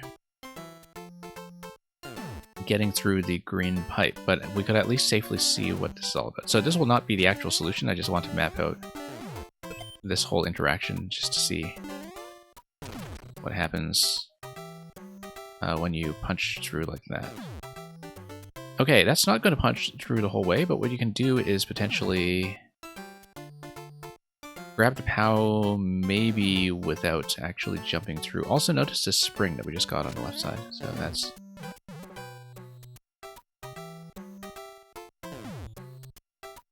Yeah, if we hit the POW... There's no reset door on this, so we don't actually have a way to get everything back in position.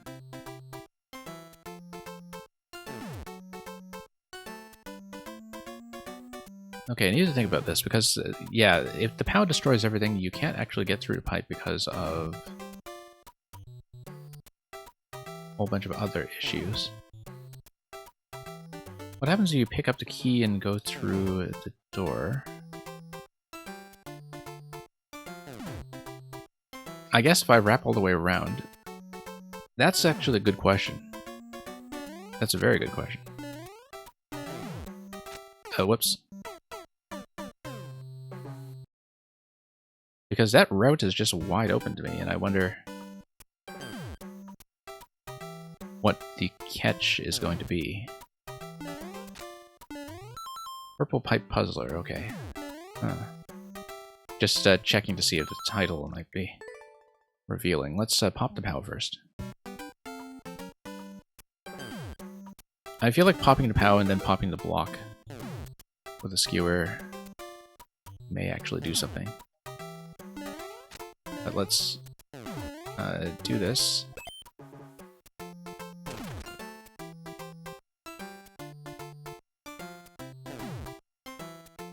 Spring on the left side. Spring will not really go that far with me, will it? We'll take it with me anyway, in case I want it past the door.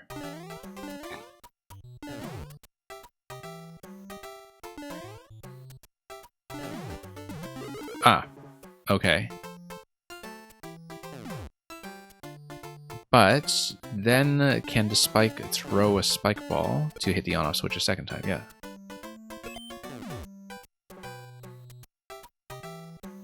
Okay.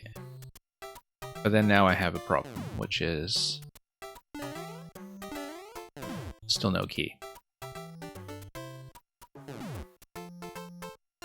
That's interesting, though, because the spike ball is just a hidden piece of information that now tells me what I can do to revert the on-off state.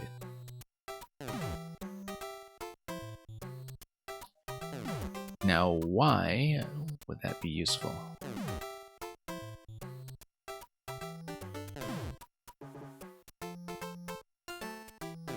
I'm also wondering about this down here. Because this location down here seems to have some interesting implications in terms of why you would want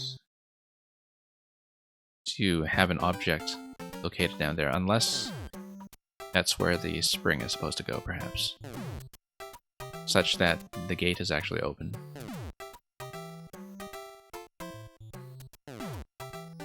Well, if we know that the spike is in that location, then we need to think about how to get the key some other way.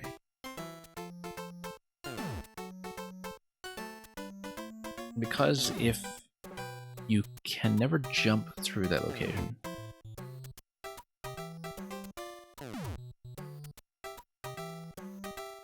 then what actually gets you up there? That's what I need to answer right now. Or I can hit that in advance to prevent the spike from spawning, except the issue is that the block would still be in the way.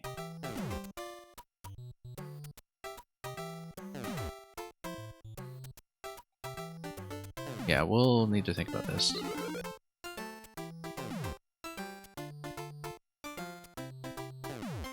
Or I can hit the off switch and then wrap around with the POW. Such that I can do this. Grab this guy. And then we hit the spike. But then if we hit the spike, how can I ever destroy that block that the spike is coming out of, such that I have key access at all? That's what I don't quite see yet. Can a muncher safely fall on top of the POW? The problem is that if you take the POW up to where the muncher is, that's within activation range for the side swap. So that doesn't really accomplish anything, because as soon as you pick up the POW again, the muncher just falls on you.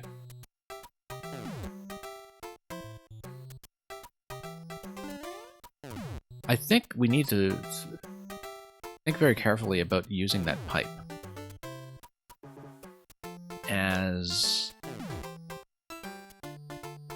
I wonder if eventually what happens is that if you use the pipe, you'll have access to something like a spiny hat, such that if you do spawn a spike, a spiny hat would still get you through that location.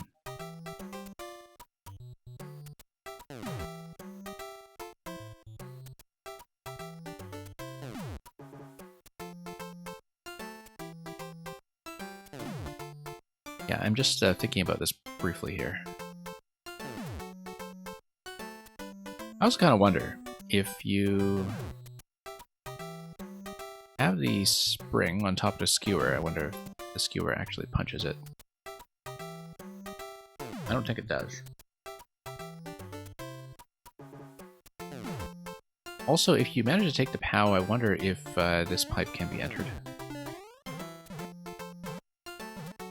You know, by raising a platform on top of this by yourself.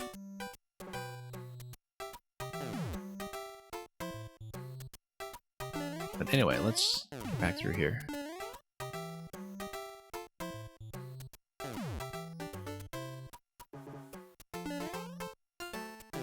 Wonder if I should drop this here such that I can go back through this gate.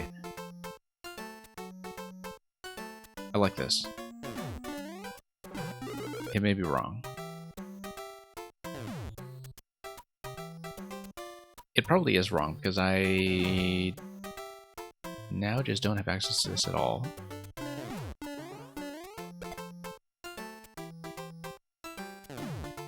But the idea is that if I come over here with the POW... Okay.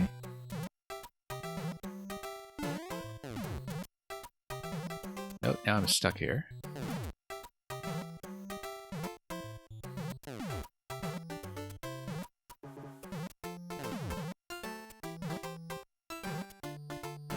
I wonder if jumping on top of the spring would get me into a position that would allow me to grab the POW but come out of the middle slot instead of the top slot.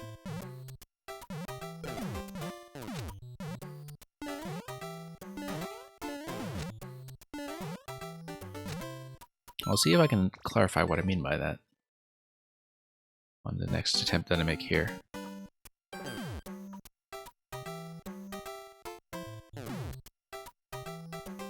I still think this is the right idea, hitting the POW this way. Because otherwise this block will be destroyed as soon as there's an on-off state switch, since the skewer will just cut it directly.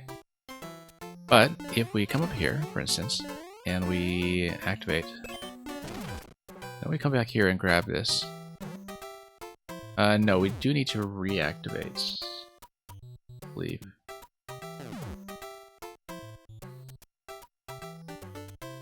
Because I want to jam the skewer. If I don't jam the skewer, I'm going to have some problems here.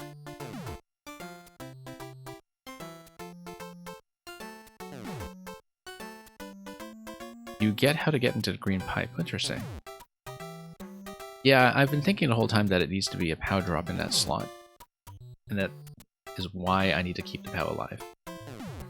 Because if I can smuggle the POW around where it is currently located, then, well, first of all, let's get over here. Let's tap this. Whoops, wrong.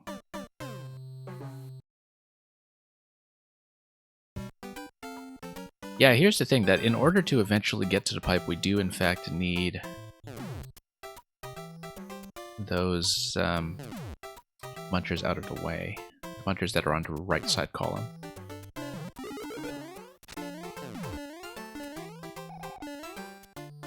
Oops.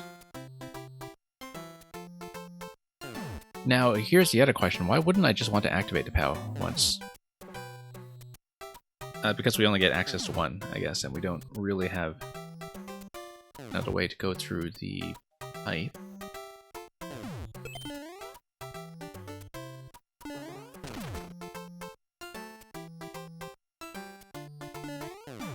so here's how we're going to do it. We'll just create spike.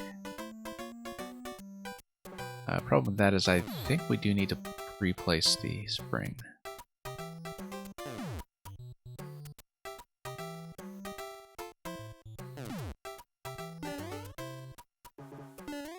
No, let's create spike.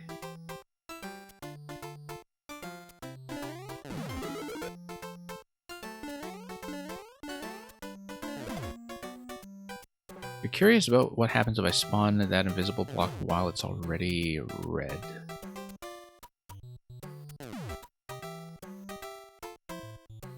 If I spawn that invisible block while it's already... Oh, the spike would just not spawn.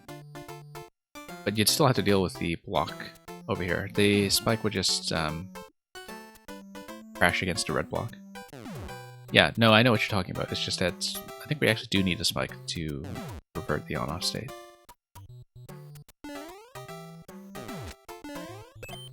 I got trapped. Bad idea.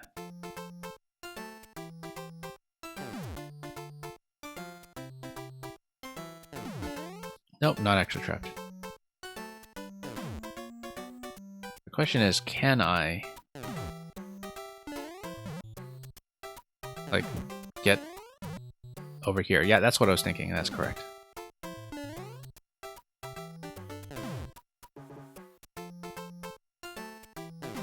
So now here's the issue. What do we do from here?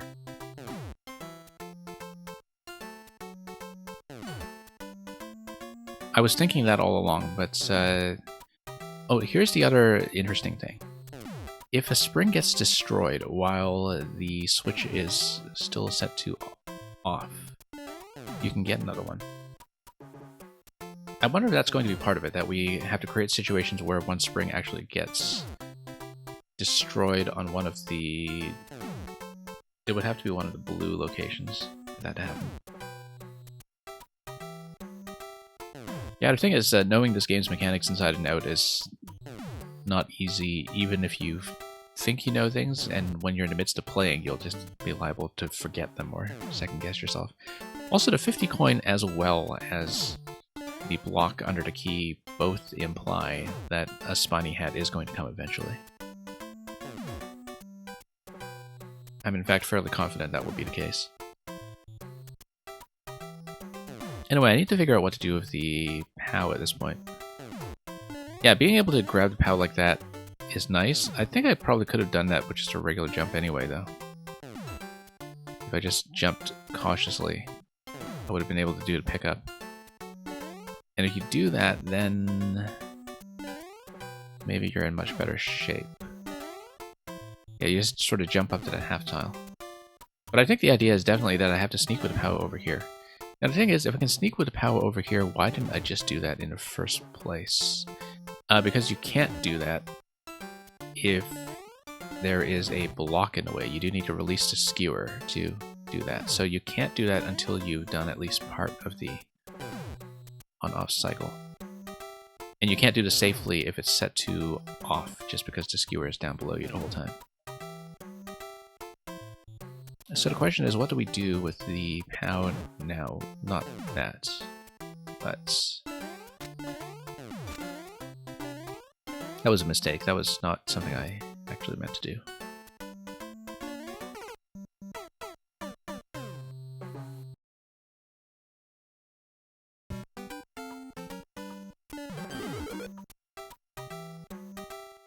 Let me just show you. Nope.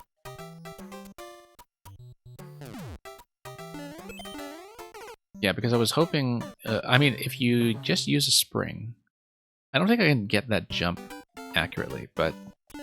You know, where you jump up and still seize the POW. I'll try to show you what I mean.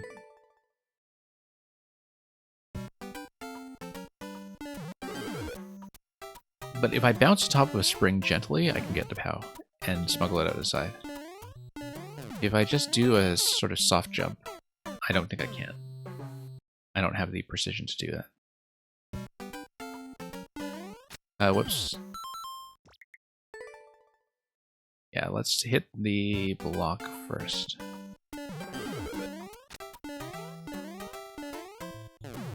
I think the thwomp has to be the next interaction. I don't see a good next interaction other than the thwomp. Unless we want to explicitly get rid of the spike balls for some reasons. I mean, why would we not want a second switch activation after the first one? Oh, because of the column on the right side. So maybe we should get rid of spike. Because if we get rid of spike, then we don't need to deal with these guys.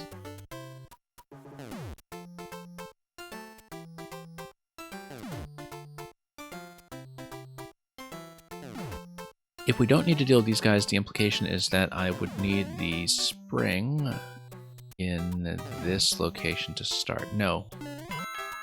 Oh, that's interesting. Yeah, there's a bit of hidden information in this that I don't know if I actually approve of. Well, that solves a lot right there. That's not even an issue then. Because now we just pop that. And... okay, no, this is a puzzle that just conceals information. I don't think it really necessarily needs to do that. The issue, of course, is just getting over to Munchers now. So I guess you do need the spike ball for the second interaction. Maybe, but you need to keep it under control. And also to keep the skewer under control. Like, you do need the spike. Okay. I grab it from the right side through the wall or something. I don't know which object you're talking about. The POW? No, no, no. You wouldn't be able to do that. No, spawn POW first.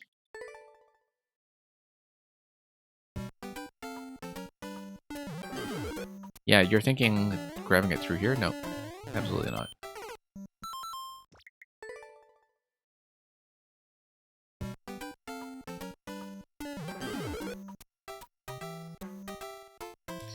So we don't actually need to go up to activate the thwomp. We can just do it here, except we would fall on top of the skewer, so we don't want to do that. We do want to go over.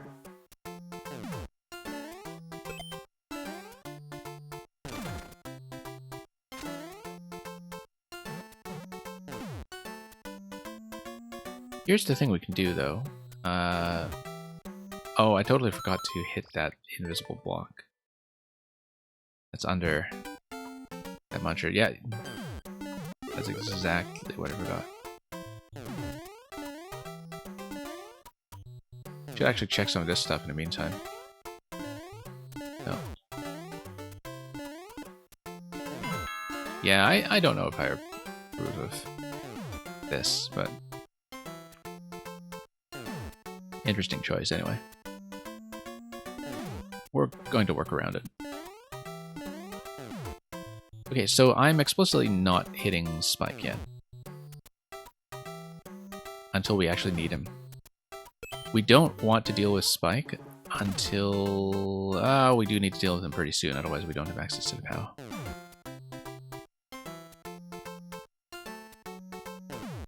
But then I'm going to have issues with these guys dropping here.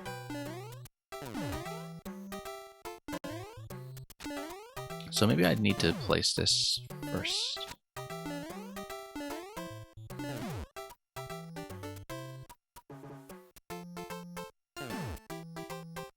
But I don't want to lose access to that either, but I can place it sort of on a half tile, like that. That kind of works. Not bad, actually. Except when you remove it, then everything's going to fall.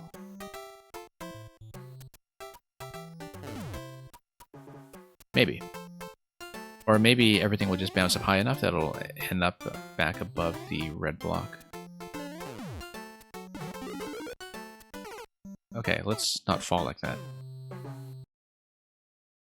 No, I don't think it's cheesing. I've played enough of these puzzles that a lot of this stuff feels well within a range of the actual intended solutions.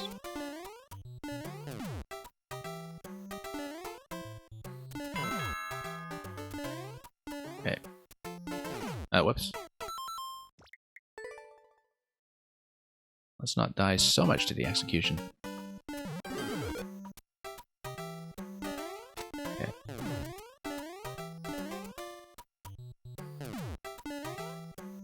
Hit this.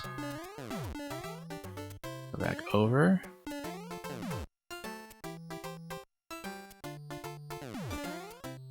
Drop this.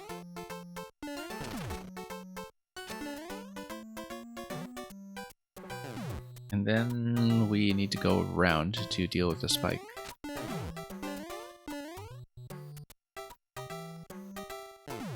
I think so, anyway. Like this. I'm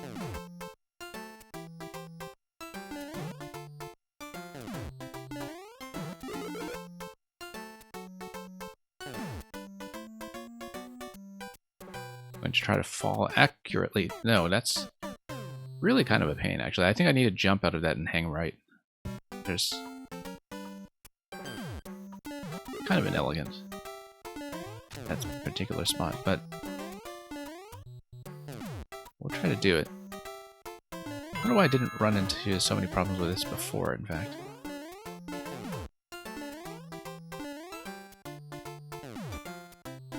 Yeah, there does have to be a better way to execute that part.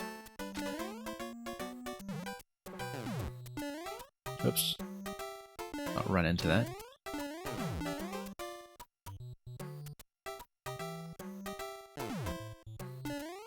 And half tile drop.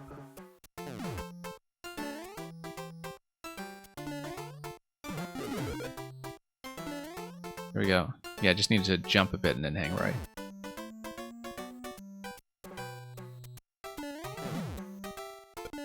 Okay, let's do this to see if we can get things set up the way I want. Throw.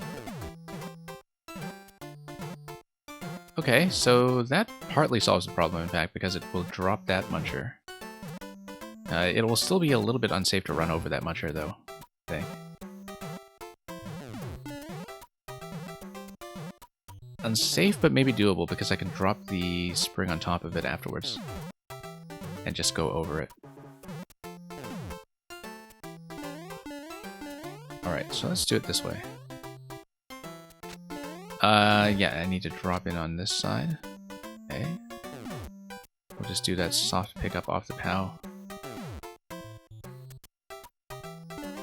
There we go.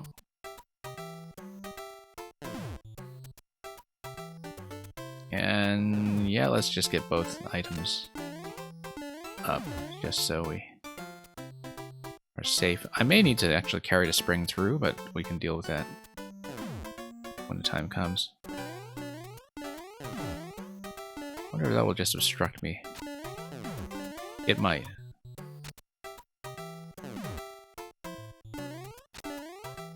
But we'll go back there and we'll see.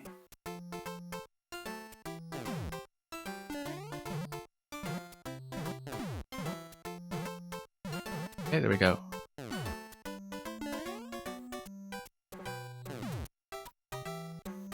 And yeah, can I just drop this and still get out? So I'd like to take the spring with me, if I can.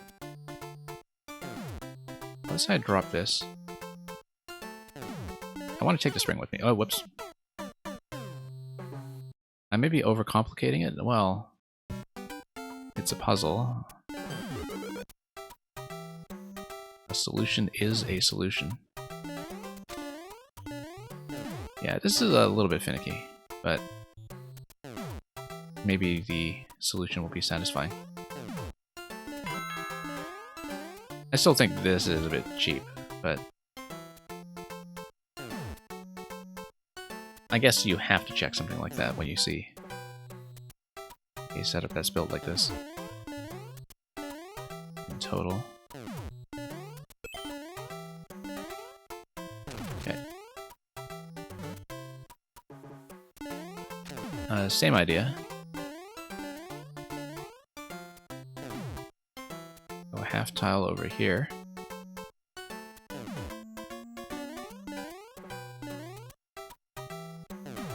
And then raise the spike.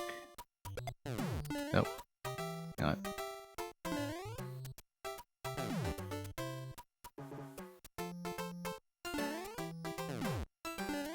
Yeah, this muncher is a bit awkward, but we'll deal with it.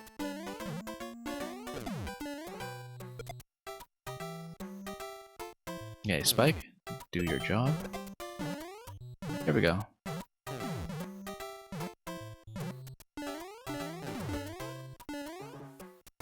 Yeah, no, I don't want to try to just run over that muncher. I think it's disaster waiting to happen if I try that. So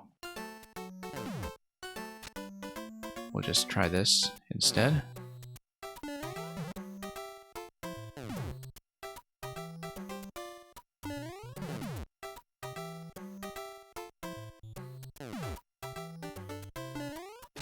Okay.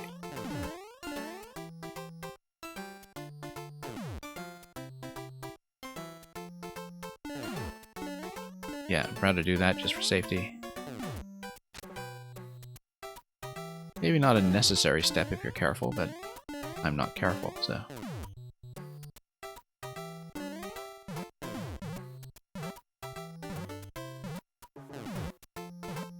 Okay, maybe this was overcomplicating it, indeed.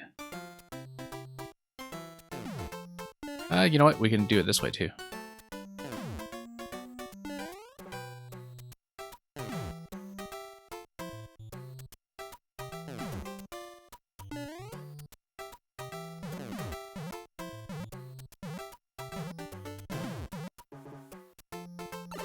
Okay, into pipe. Finally. And alright, that's going to solve a lot for me, in fact.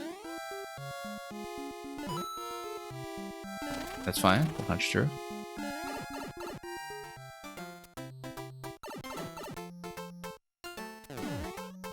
Alright, so now we just need to grab the key with the on state.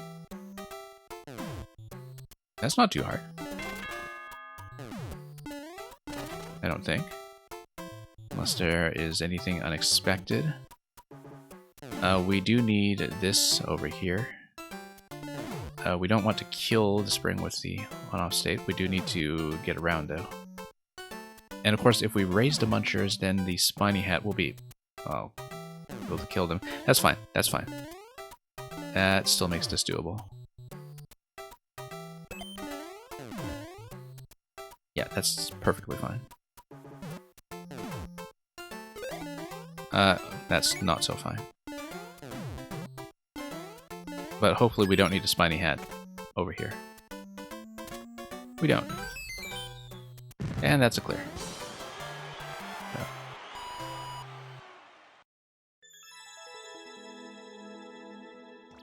Okay, managed to work that out. I see Teramis managed to score the 1-minute record in the time that we played this. Congratulations, Teramis. Scoring all of these records.